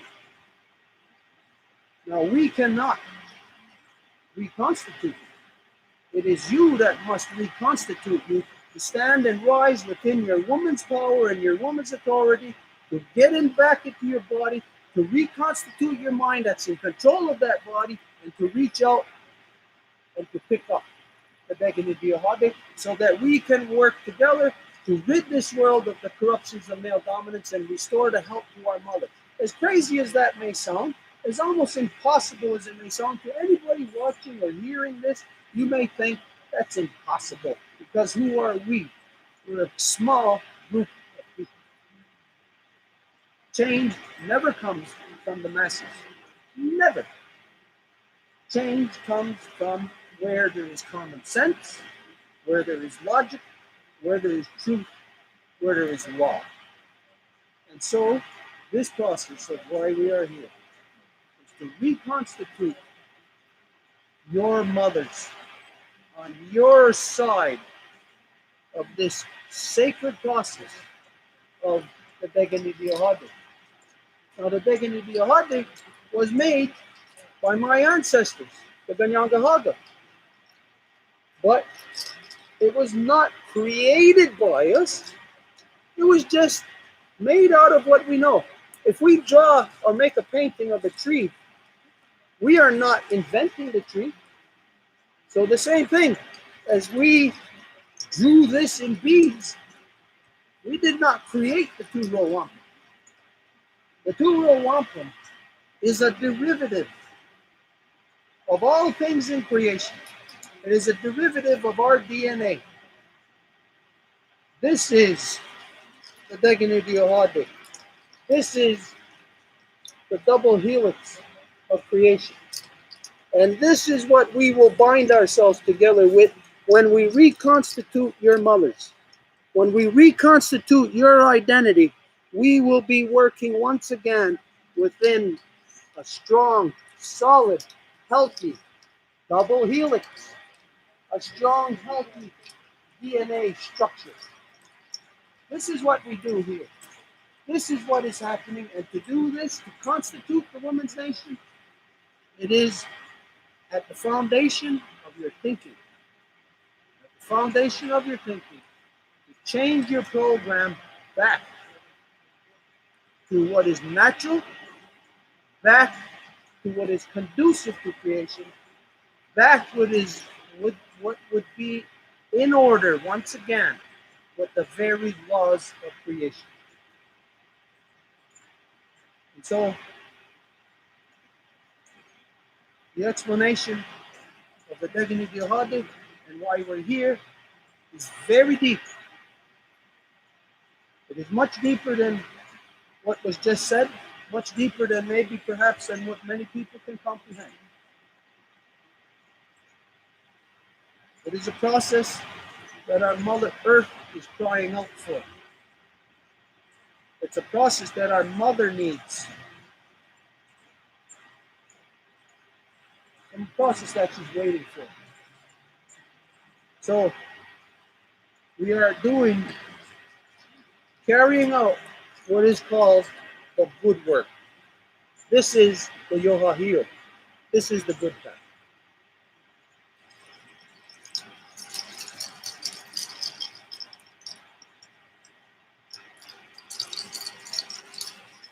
within this, to change our program, we need to have a lot of knowledge of what happened to us. Yesterday, the last few days, we go through the creation story. But like we said, right now, at the age that you are at, where you are at right now, this is the most important part of your creation story. Not when you were born, not when you were one.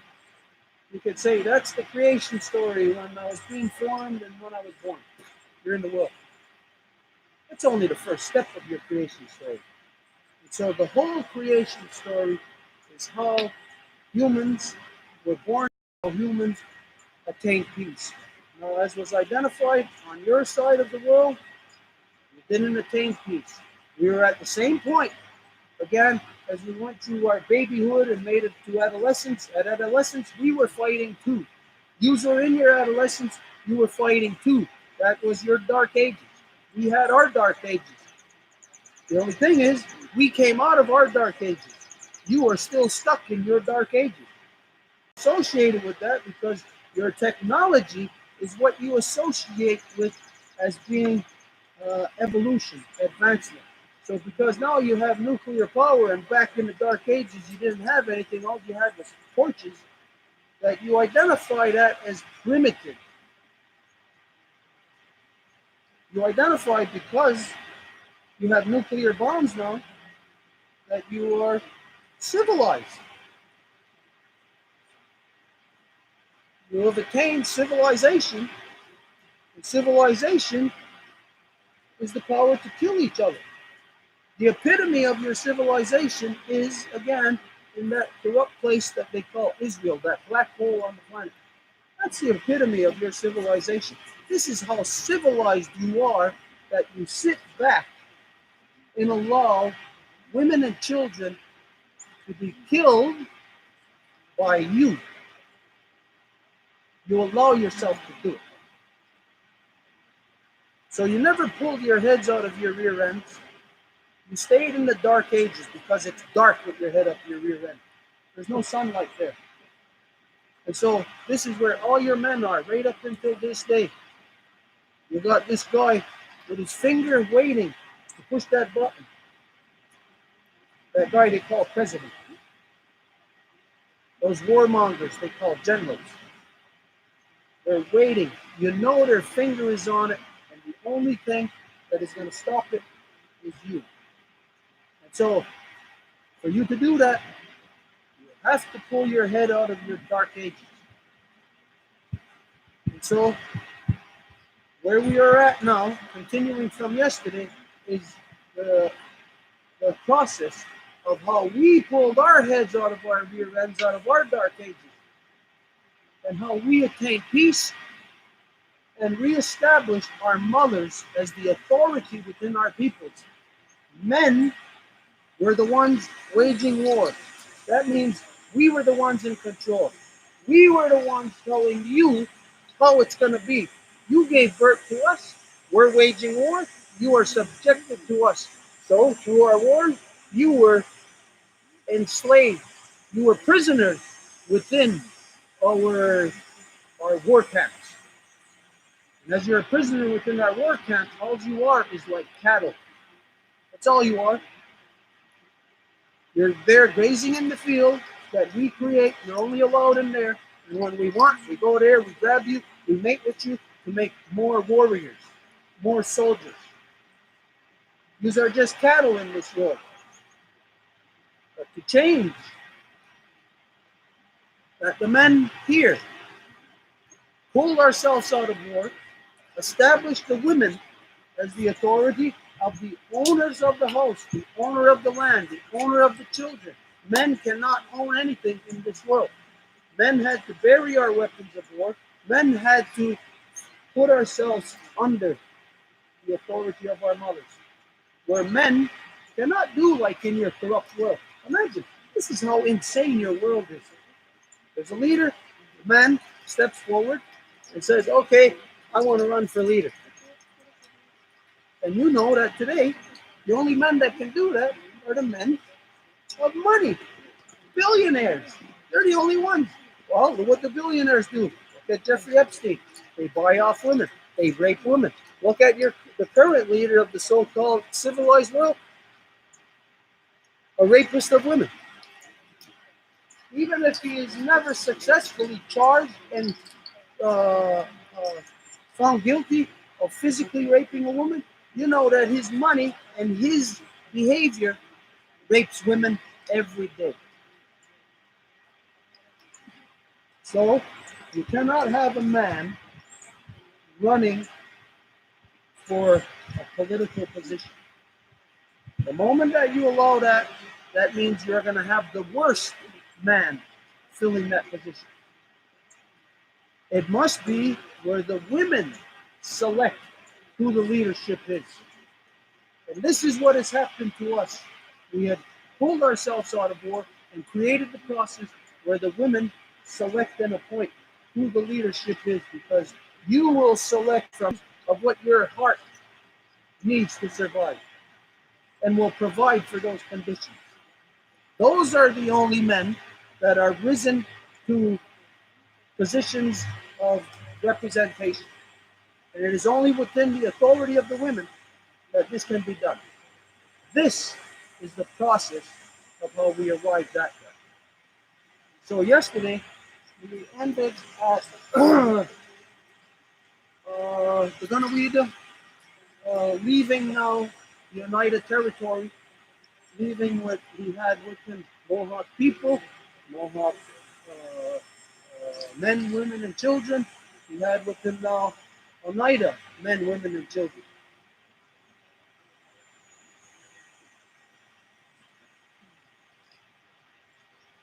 It was in that time, if you recall, at first, to go back a little bit, when we were in war, that this is what has happened, that the hearts of our mother were, it's pretty much like a heart, it was split in two. This is what we call splitting the sky. Because when your heart is broken in two, now your mind must serve two masters. Your mind is serving both sides of that heart. And so your sky, your mind, is split in two. When your mind is split in two, divided, it is the equivalent of your own mind, which is connected, but two sides, female and male, splitting your mind in two where they can no longer communicate. And so that is male dominance, where the male cancels out the female side of the reality and doesn't listen to a damn thing. And then, when you don't listen to, then that one is a subordinate. And when that one's a subordinate of you, you are empowered over it. Which means the male is the slave owner and the women are the slave. And when you are in that condition, your sky is split in two. You can never think properly. You can never be happy. You may think right now that where you are at, you could be 100% in love with somebody. I'll propose to you that it is an illusion. And I will show you how it is an illusion. Take, for instance, a lion. See a lion's face, like close-up picture of a lion's face just sitting there. You know, a lion's face, very powerful, very beautiful, very strong, very free.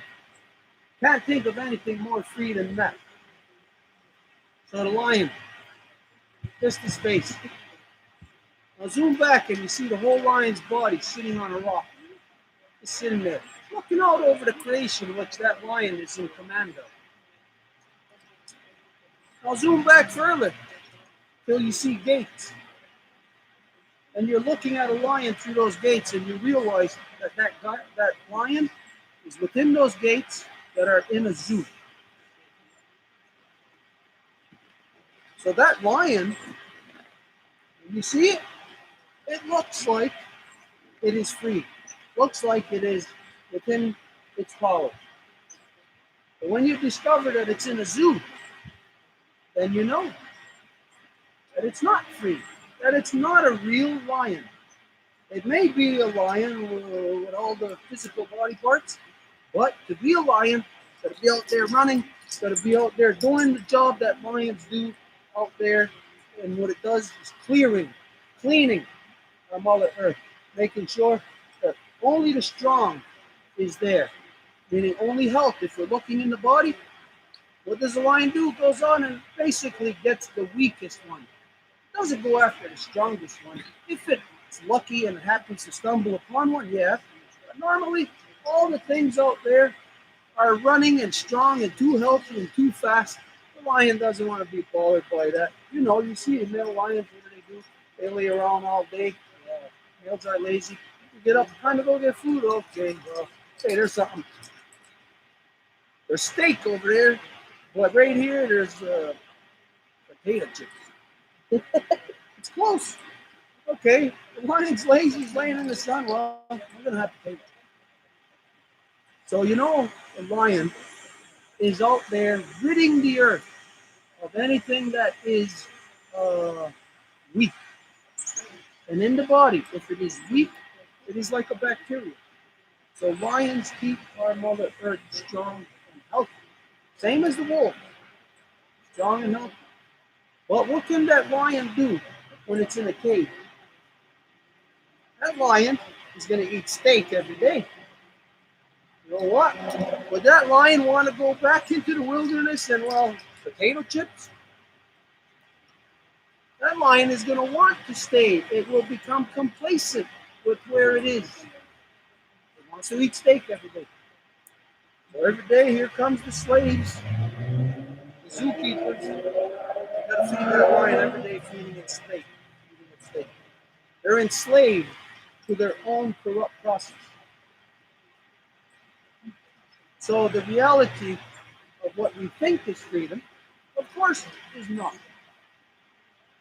We have to look much deeper into the realities of what we have subdued ourselves in, what we have subjected ourselves to. And so once we do that, we can break away these things. But in that lion's brain, the lion's brain doesn't realize that its sky has been split in two, because the female side of it wants to remain free. The male side is lazy and wants steak. So the lion can't itself break out of the jail of the zoo. And so it has to have a split mind in order for it just to exist. But we know that that doesn't happen to all captive creatures. We know that some captive creatures, such as whales, they will not accept it. They will keep their hearts and their minds together, and they will just die in captivity. Some lions will just die in captivity also. The ones that don't, their sky is split in two. This is the same way with women. Some will not accept it, and some will die. They will just die. What? In this cage, it's not that they will just die, it's that they will be killed. And this is what we talked about yesterday. You know that, again, in your bloodlines, those women that were killed in the name of God by God's representatives, those are the women that would not allow their hearts and their minds to be split in two. They maintained right to the end that what they were not witches. The men were the witches. The men who were accusing them of witches, those who are supposed God's representatives, the priests within the religions, those are the witches. The women are the ones working within their natural power, something that the men are afraid of. Everywhere around the world, every man that is in a religion, he is afraid. He is afraid of the woman's power. And so he continues to keep that woman's power oppressed. You are not afraid. in your bloodlines, you got to go back to the atrocity of God through priests killing women. You go back to that atrocity. They dragged you out of your house, right in front of your daughter, and they said to denounce what you were doing. What were you doing? You were taking care of your people. You were providing for them. You were the medicines. You were the psychiatrists.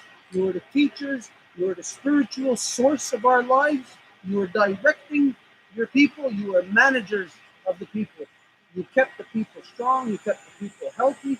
In turn, it kept our Mother Earth healthy. So, when the man came and whipped you out and said, denounce your ways for consorting with the devil, and you didn't, those women that stayed there, they got burnt at the stake. They got drowned. They kept their heart together. Every other woman, your heart came apart. Even for you right now, your hearts are apart. You may not see it, you may not accept it, you may not believe it. Doesn't matter. When you know what your history is and where you came from, if you said, I'm going over there to point B, you're leaving from point A, but your trajectory is taking you to point Z, you can say all you want. That I'm going to point B. I'm going to point B. Point B's over there. You're going to point Z. No matter what is in your mind, it doesn't matter what you think. It is the reality.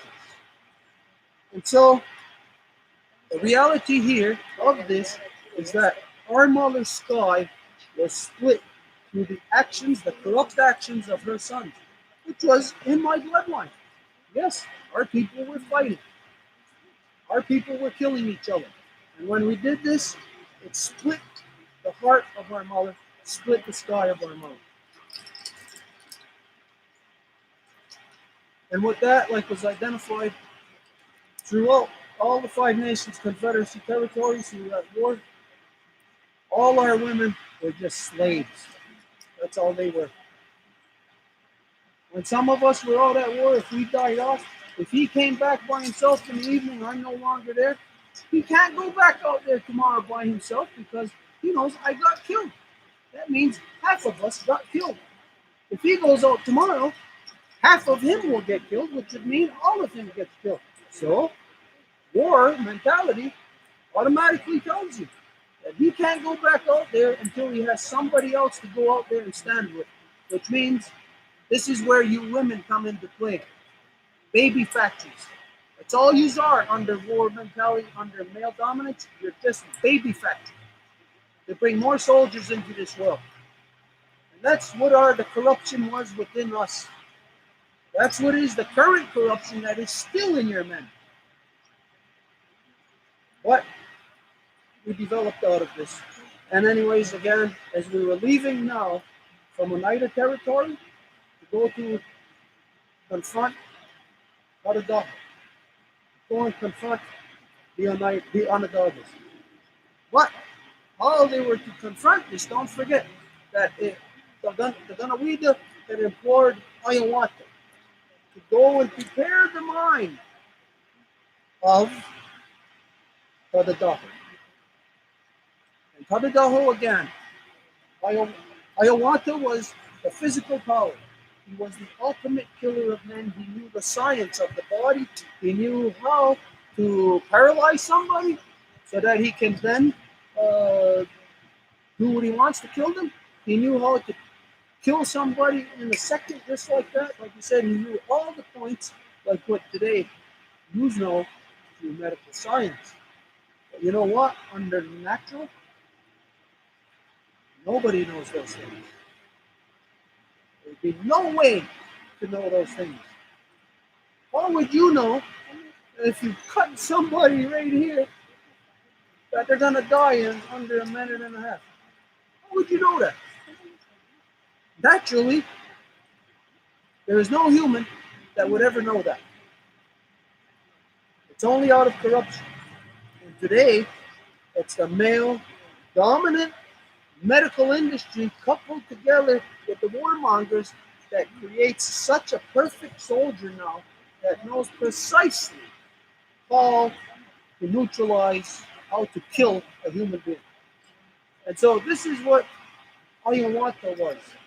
Hiawatha was the ultimate killer of men because he was like what you have right now in the so-called United States.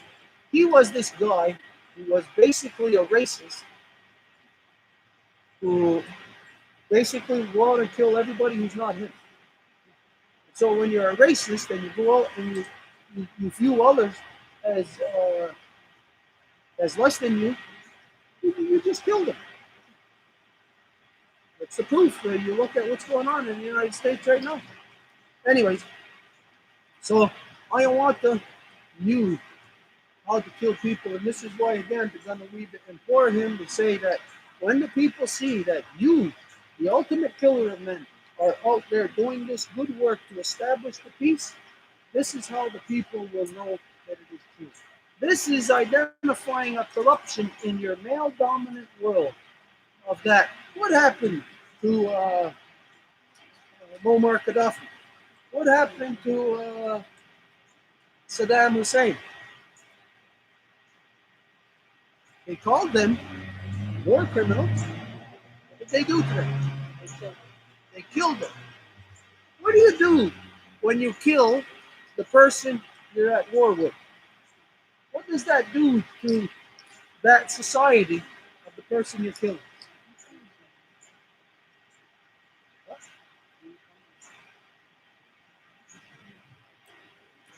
You cause them to hate you more. You are guaranteeing that the war will never end.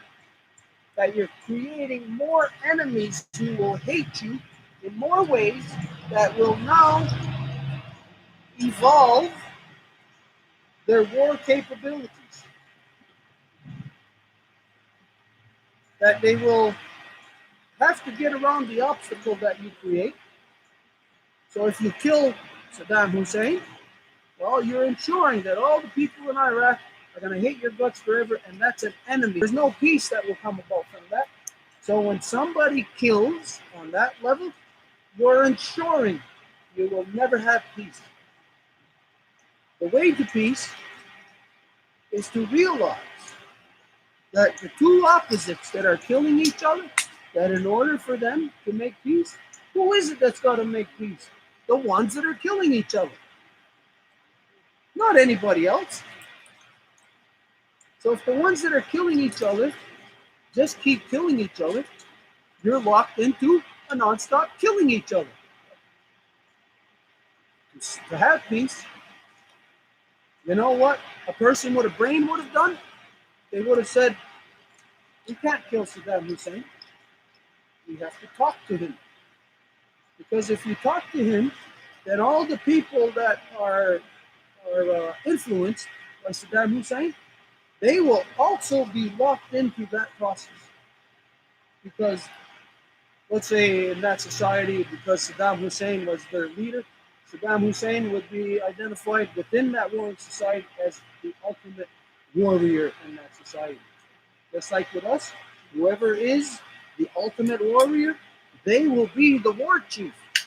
You're not going to put, like if you have 10 people and the 10th one is the ultimate warrior, you're not going to put the 5th one in as the war chief because he can't do what the ultimate warriors can do. So if you got that ultimate warrior subdued into a process of peace, all those other warriors are also subdued into it.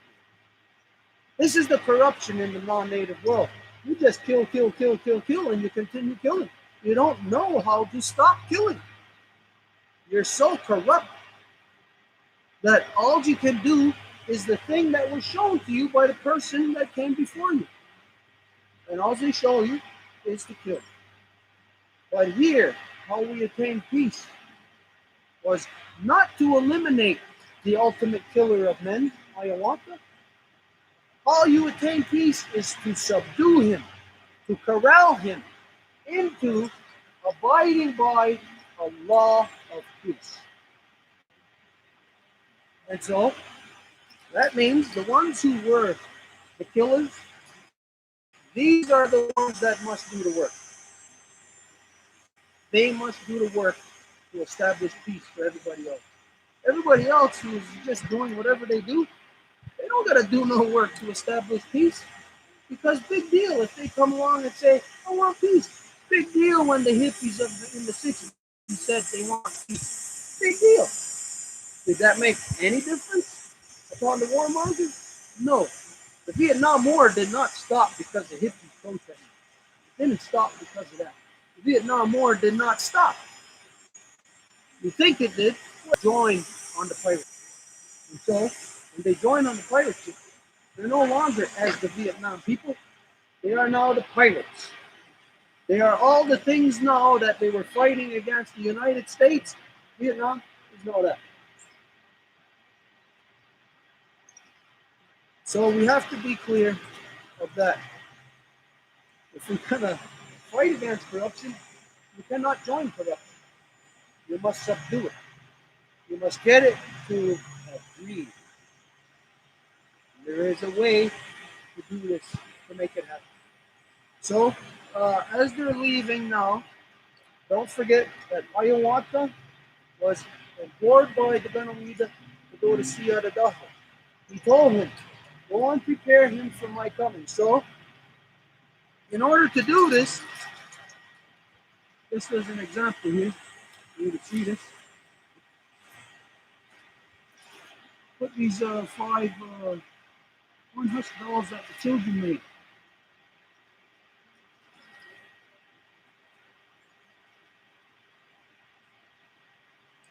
We got 3 older brothers, 2 younger brothers. Again, 2 younger brothers are the Oneidas and Cayugas. Like we said, they are very important because they are the adhesive between us. They are not us. They are our brothers, but they are love. Because they did not want to fight with their older brothers, they hold us together. So the Oneidas and Cayugas are pure love. They are in the original instructions. Even though they were fighting, they had no choice because we compelled them to join us in our insanity. So, Ganoida is now moving from Oneida to Onondaga. Matter of fact, I got these people upside down.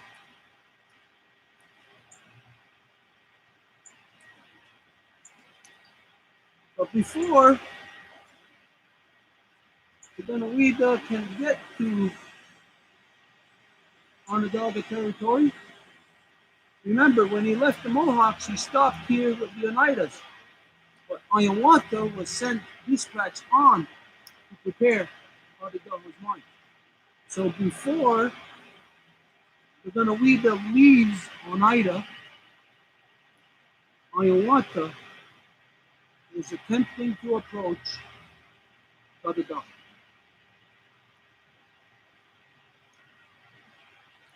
Hiawatha and Onondaga are mortal enemies. They are exact opposites. So, as Hiawatha is approaching, they're gonna read Onondaga. Onondaga already knows that what's happening, that the Ganoida is here in the world. Onondaga does not want the Ganoida in the world. He doesn't want him because Onondaga already has all the things that the Ganoida is talking about. Onondaga has peace. Onondaga has power. He has individual peace because he has power over everybody else. He doesn't have to go get his own firewood. He doesn't even have to go get his own water. He doesn't have to get his own food. He has the people who are afraid of him providing him this. the tax. He was taxing the people. And what they would bring to him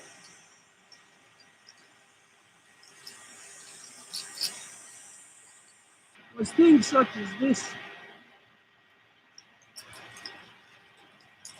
Wanagordo. Wampums. Because wampums was a method, a process that we utilized to keep record, to do exchanges. This is how we kept record. We changed, we exchanged, we traded what Sadie and Anishinaabe, like we said, well, maybe we had 50 bushels of corn. And they had 10 pelts of moose pelts. So, okay, last year, 50 bushels of corn, 10 moose pelts. It's recorded in that. All right, that way we can keep track. Next year, we know. All right, wait a minute. Like we said, the Anishinaabes come with 5 moose pelts. We have 100 bushels of corn this year. But we look at this. Hey, last year you gave us 10 moose pelts for 50 bushels of corn. Go back and get 5 more moose pelts. And then you will get your 50 bushels of corn. That's where we were. So, Hadadaho had people bringing him wampums, not just firewood, not just food, not just water.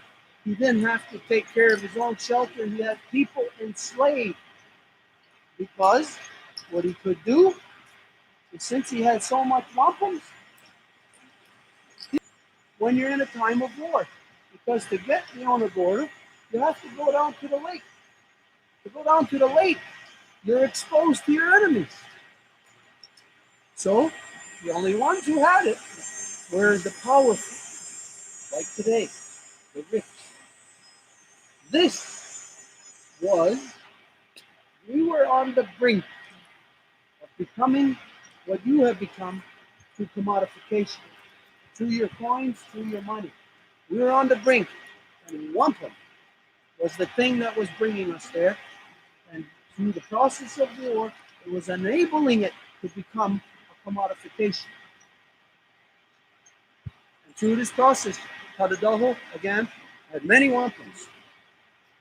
Hey, you want a wampum so you can keep your record, or so that whatever? Bring me wood. Just the same way that everybody in the city today is enslaved. They don't look like slaves because they wake up in the morning, nobody's cracking the whip. Say, okay, you get up right now and get on the deck and start washing the deck to play with you. You're not a slave in that sense. You know, you're enslaved because, like you said, any city tomorrow morning, go to where the rush hour traffic is, ask any person in that rush hour traffic, do you want to be here? And they'll say no. Go to any high-rise office building and go inside and ask any person, do you want to be here? And they'll say no. So this is how you know, while people are doing something that they don't want to do, how come? You're enslaved. Plain and simple. If I ever do something I don't want to do, it's because I am forced to do it. So if you're forced to, you're enslaved. So the people were enslaved to a process of where our Onagordas were on the verge of becoming our commodification. Okay, so Hiawatha approaches Kadadaho. Kadadaho knows, again, everything. He knows this is all going on because everybody knows. It's in the land, upon the land, everybody knows everything. He knows Hiawatha is approaching. And when he hears him approaching, he lets out this yell, hey! It's his bad medicine. It's his power. It's a spiritual power. Spiritual power is real. It is truth. Because everybody's spirits right now is subdued, locked inside of your body that somebody else has control of. So spiritual power is the true power. Witchcraft, as the church, as priests identified upon women, is the true thing. But it's not the women who were the witches, it was the men, those priests, that religion that is the witch. They are the witch. Because what else has subdued your spirit to be locked into your body where, here I'll prove to you, where your spirit is not in control of your body, where you are not in control of your body. If you are watching this, if you're hearing this, you're here, again, you may all notice, who here wants to kill our Mother Earth? Raise your hand. Who wants to kill Mother Earth? Nobody raised their hand. Who is killing our Mother Earth? Raise your hand. Everybody has to raise their hand. So this tells you your spirit thinks one thing, it thinks the highest, thinks the best of you.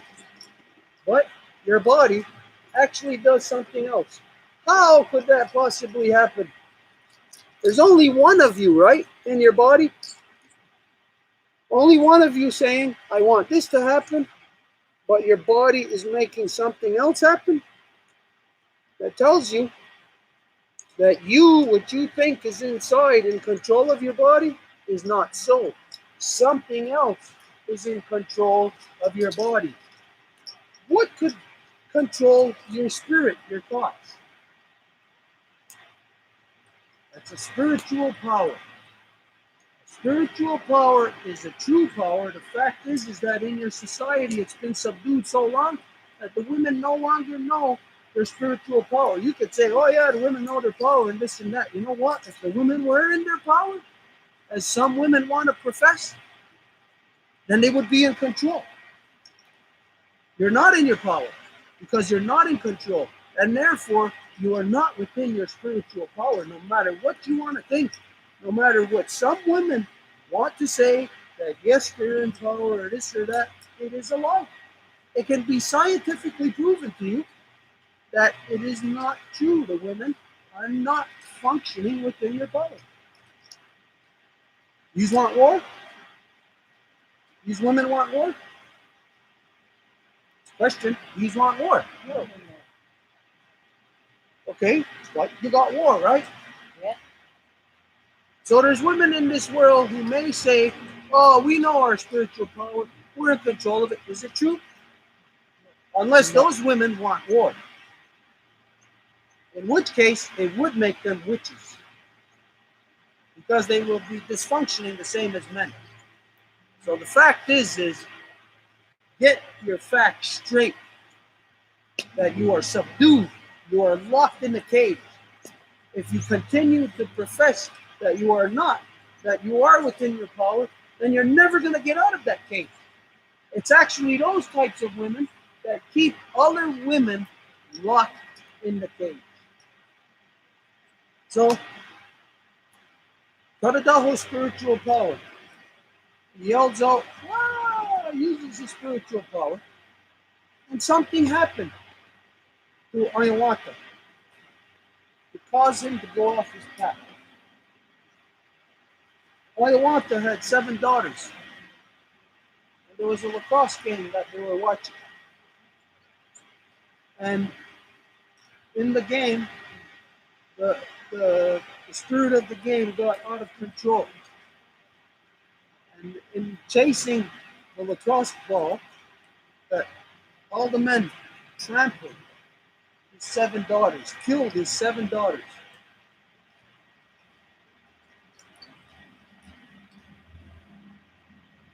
And so this caused Ayawata to go off his path.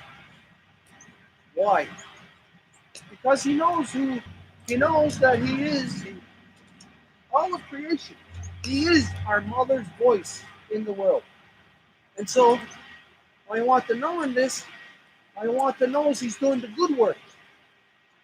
But in the good work, he loses his 7 daughters. This guy is split right there. Do you not think his heart is broken? cannot feel. So he can't feel what he's got to do anymore. And he can't think about it, getting back into doing what he has to do. So he is lost. He's lost, it was said, for a complete moon, wandering.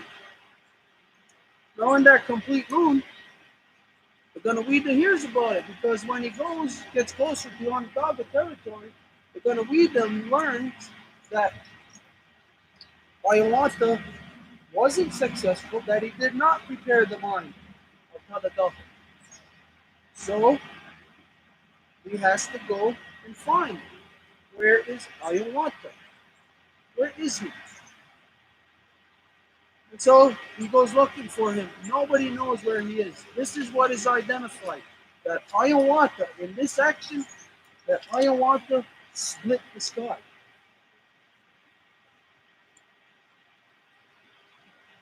He split the sky because here is the thought of our mother trying to get things back in order. And he, which is the conduit of this thought, stops dead in its tracks. But our mother needs this. So the sky is split because she's trying to get to life and it just stops dead in its tracks. This is the origins of where it is identified, of splitting the sky of our mother. And so he's gone for the moon. And while he is gone for that moon, Hiawatha has to go look for him. And so Hiawatha does not bring the people with him. Hiawatha must go on his own because this is dangerous. It's like an electrical cable on the telephone pole, on an electrical pole, like that. It breaks off and it's just bouncing around all over on the ground. That is dangerous. You got to be very careful. Hiawatha was a firecracker. Hiawatha was a stick of dynamite. Not anybody could deal with him. Only. And so all knew that it's kind of like this. They were all moving in happiness with the Ganawida, knowing we're going there. They're all singing the friendship song. They're all laughing and having fun. They're joyous. They're in a celebrative mood. And then all of a sudden, everybody knows Hiawatha is off his pack. So everybody's like this. They'd be immediately like this. Everybody had to go lie on their bellies at the edge of the woods. Everybody was quiet.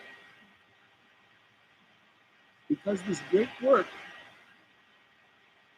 was now in belt, it was now on hold. And when you're out there like this, and the children are singing and laughing and having fun, that's only existing because of this work that is happening. So when it doesn't happen, you go right back to you're afraid. What are we going to do now?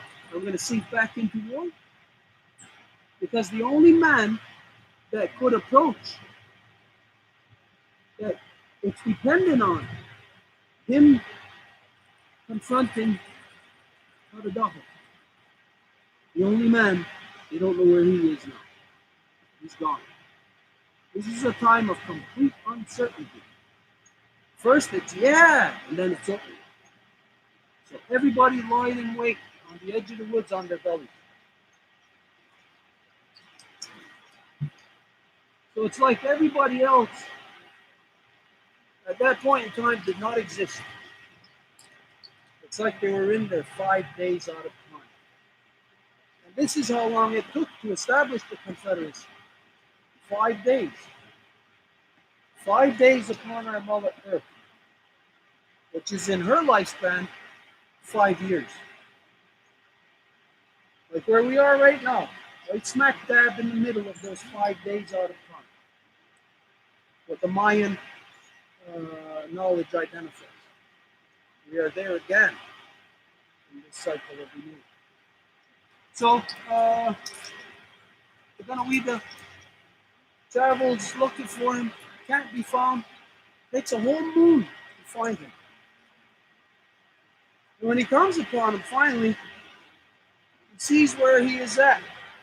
He's by the lake, and there's weeds all around him, like he can't be seen. But the Gunawida finds him. And so when the Gunawida sees him, he stops to observe what Ayahuasca is doing.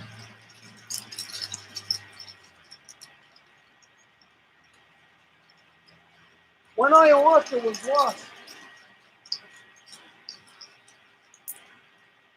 he was walking the land like this. And imagine your 7 daughters, your family is killed while you are doing the good work. So he's just lost. He's looking down. He's not seeing anything. He's got tunnel vision. Can't see nothing. But when he's walking, he walked into the water. If you were watching him, you might think that he's committing suicide. He's just lost. He would have kept walking into that water, and it would have killed him. What he was seeing, he's seen a reflection. And he reached down and he picked it up because that reflection sparkled bright, light, beautiful, nice and shiny, just like his daughters. And it reminded him of his daughters. So he picked that up. It was the shells that people utilized to make their own orders. That anybody else to go down to that lake and to get those things, they would get killed because they're at war. You don't have the time to go into the open to get it. But ayahuasca, even if they were still at war, nobody would go near that guy anyway. So he picked up these shells that reminded him of his beautiful daughters.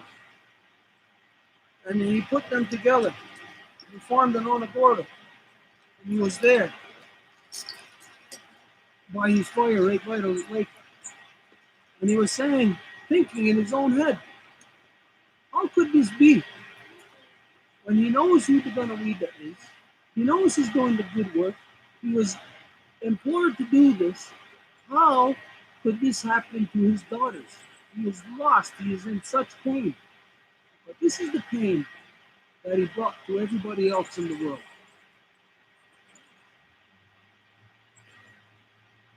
His daughters were canceled out. And so he was saying, he created this onagorda. He was rubbing his hands on the onagorda, and he was crying. He was in complete disarray. And he was saying, surely, if ever I would come upon somebody who would be so distraught and so hurt in the way that I am, that I would never remember that at some point the clouds, the darkness would lift, and the brightness of our eldest brother, the sun, would return. And he was saying that surely that if anyone was in this pain, that these are the words that I would speak to them, and he would come to console them, to remind them of that they must not stay in this state of being lost, that they must continue, that they must live in the world, because every person has a great station in this world. He was just lost in this, and he kept repeating it over and over and over, running his hands on there because those beautiful beads reminded him of his daughters. And he was stuck in that. It's like a psychosis he was stuck in. It was a very dark morning that he was in. And he kept repeating over and over. And the Gunawida was standing in the weeds, watching him, listening to him say this. And so when he heard him complete what he was saying as he was repeating, the Gunawida had come out of the weeds, and he came up to him, and he took the wampum out of his hand, saying in which he was using to console himself. But he couldn't console himself. You must be consoled by somebody else. This is what shows us how our brains, how our hearts how we are interconnected. That none of us are into this world onto our own. That we are always, our hearts connected to our mother, our minds connected to that, again, the real internet, the internet that exists between us. As you sit here, your brain is functioning. There is electricity happening in your brain. There is light happening in your brain. Again, the neurons are flying from side to side. And just when I look at you, I am connecting with your neurons. I am connecting with your brain power. And so there is a real internet, an unseen internet that connects all of our brains together. And so this is how we're going to read the block. I want to back out of the darkness. He spoke those words to him, and he told him to do what he heard. I want to do it. We're going to read the scene, what he created. Because prior to this, don't forget, we had wampum. It was being misused. It was turning to commodification. It was turning to where we were almost on that path of monetization.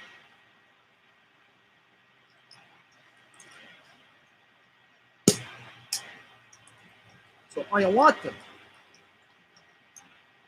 heard the words that they're going to read the spoke to them, and identifying surely that to return a person out of such pain, out of such mourning, that we will remind you that the clouds will clear, and that the sun will shine upon you once again, and that you will have to walk through this world once again, and then remind you that you have a great station to perform in this world, and that your daughters, who are now gone, that they are dependent upon you, that in order for you to make their lives real, to make them of meaning, of substance, that you must continue this work to establish the great peace, so that this will never happen again with anyone else. And so Ayahuasca at that moment became as the backbone, the spirit of all the people. All the people were dependent upon him, coming out of the darkness, returning back into the sunlight.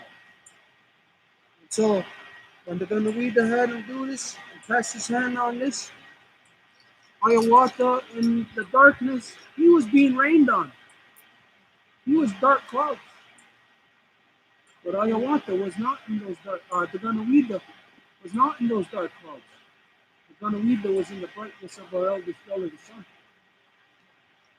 This is to show you that you know that you could be happy and somebody right next to you can be sad, complete sadness. That this is not for you or for any one of us to accept that our job and our role in this world, like was said, is to do great things every day. And to do great things every day, you cannot do anything for yourself. Ayahuasca became the epitome of this knowledge for the people.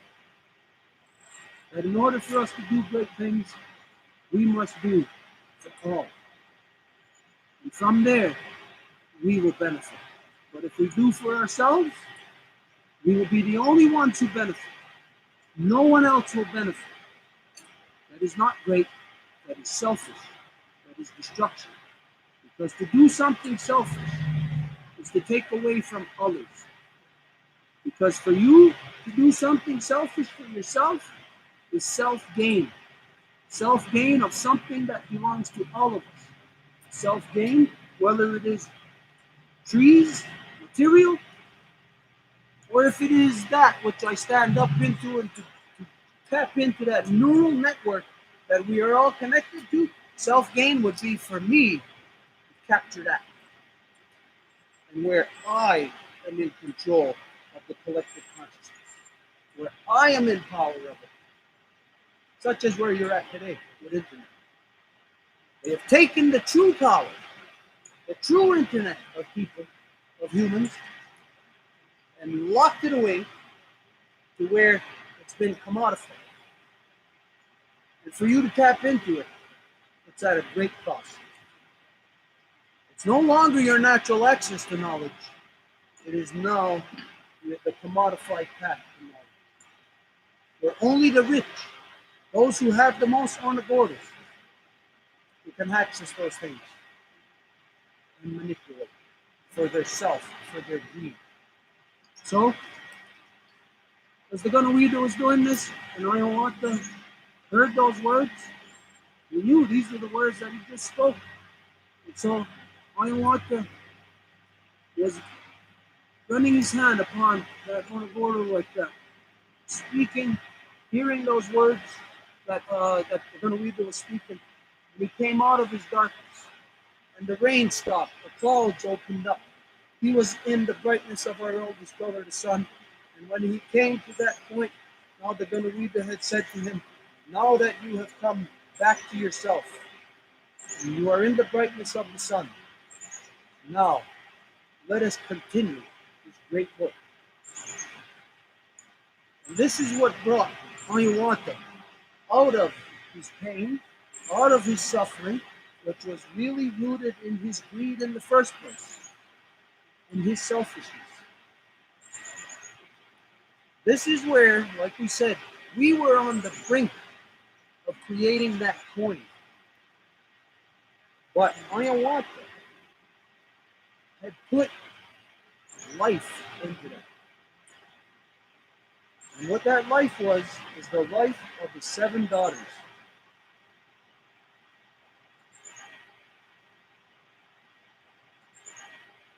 You'll see a lot of similarities here in the non-native story. But he breathed life into it. And so it is from that time that the Onagorda was known by all and exercised by all with respect, to know that this is alive, that it is life, and that when we abide by it, when we conduct ourselves by it, what happens from there is that when the Anishinaabes came last year with 10 moose hides and we had 50 bushels of corn, the next year when they came with 5 moose hides, wait, I said that wrong. We gave them 10 bushels of corn for 10 moose hides. Next year when they come with 10 moose hides, 5 moose hides, instead, we seen that they were poor and that they needed help. And so instead of giving them 5 bushels of corn for 10 moose hides, now we gave them 10 bushels of corn instead of 5. We gave them 10 bushels of corn for 5 moose hides. So now we gave them more for less. Because in the reality of trade between people, we are dealing with ourselves. We are not dealing with another. Because when we are good and we share with our sisters and brothers, that benefits us, because you know what happened the next year? They brought us 20 moose hides. And we could have given them 10 bushels of corn. But they insisted, because of how you were to us last year, because you were so good this last year to us, and we are rich this year, and we see that you are not as rich, we will take that 5 bushels of corn for twice the amount of moose hides. So we avoided, we just missed a head-on collision.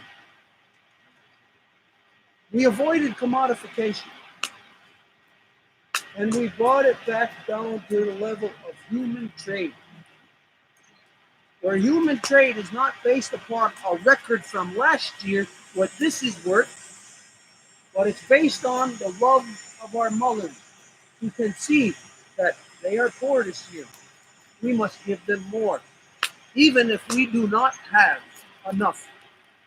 Because if we don't get into our territory and take what we need to survive, and it never comes back to you in a good way. Through his blood, saved us from the brink of destruction of going down that path of commodification. We were that close. And our commodification was becoming the Onagordo. And it was from that time that the Ganawida had seen the power that Ayawanta put in the Onagordo and had made this our official process of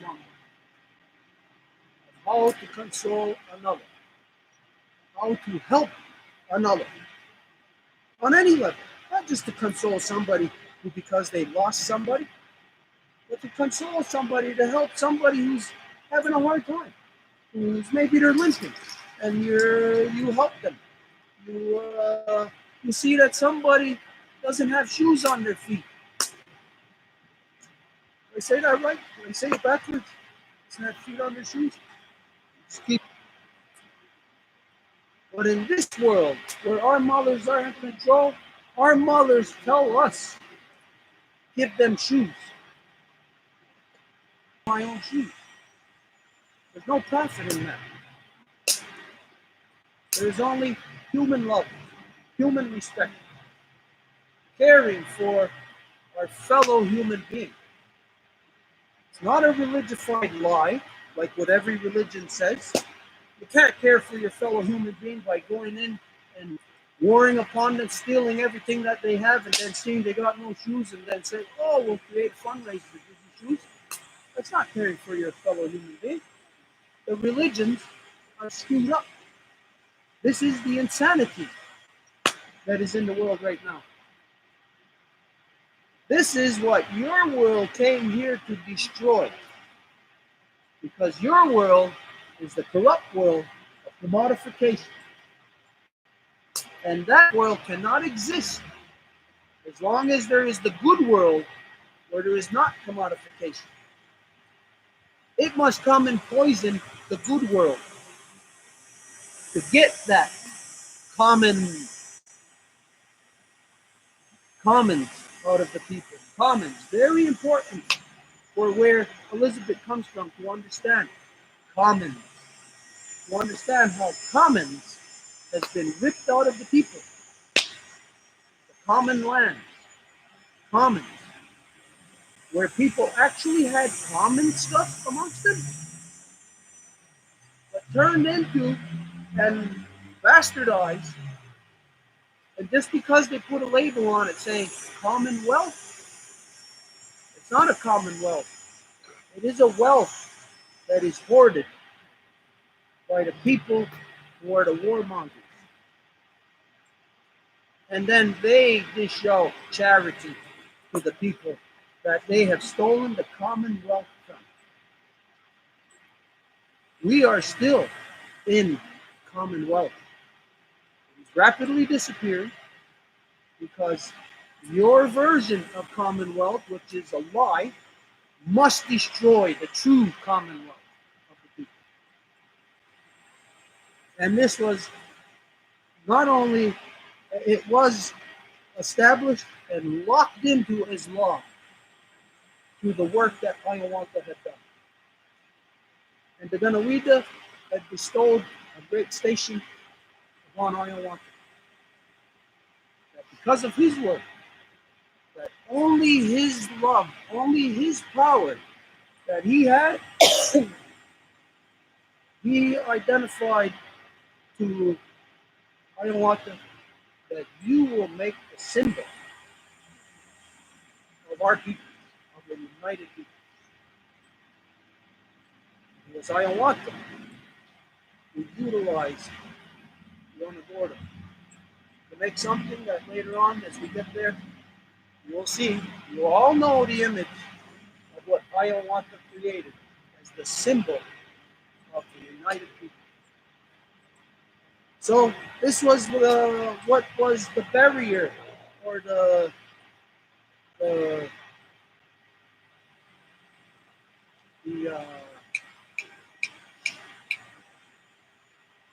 different tangent that ayahuasca had went off on. And the Ganoida went in search of him, pulled him out of that tangent, out of that darkness, and brought him back and put him on the right path. He did not go down the path of commodification. He came back into that which is common to all of us, and honoring and respecting it. And that is the only place where people can do great things. Cannot do great things anywhere else. Okay, I guess we're going to take a lunch. Is it lunch? We're going to do a lunch. We got an hour and a half. We may be back in less than an hour and a half, but when you hear the drum, that's when we come back.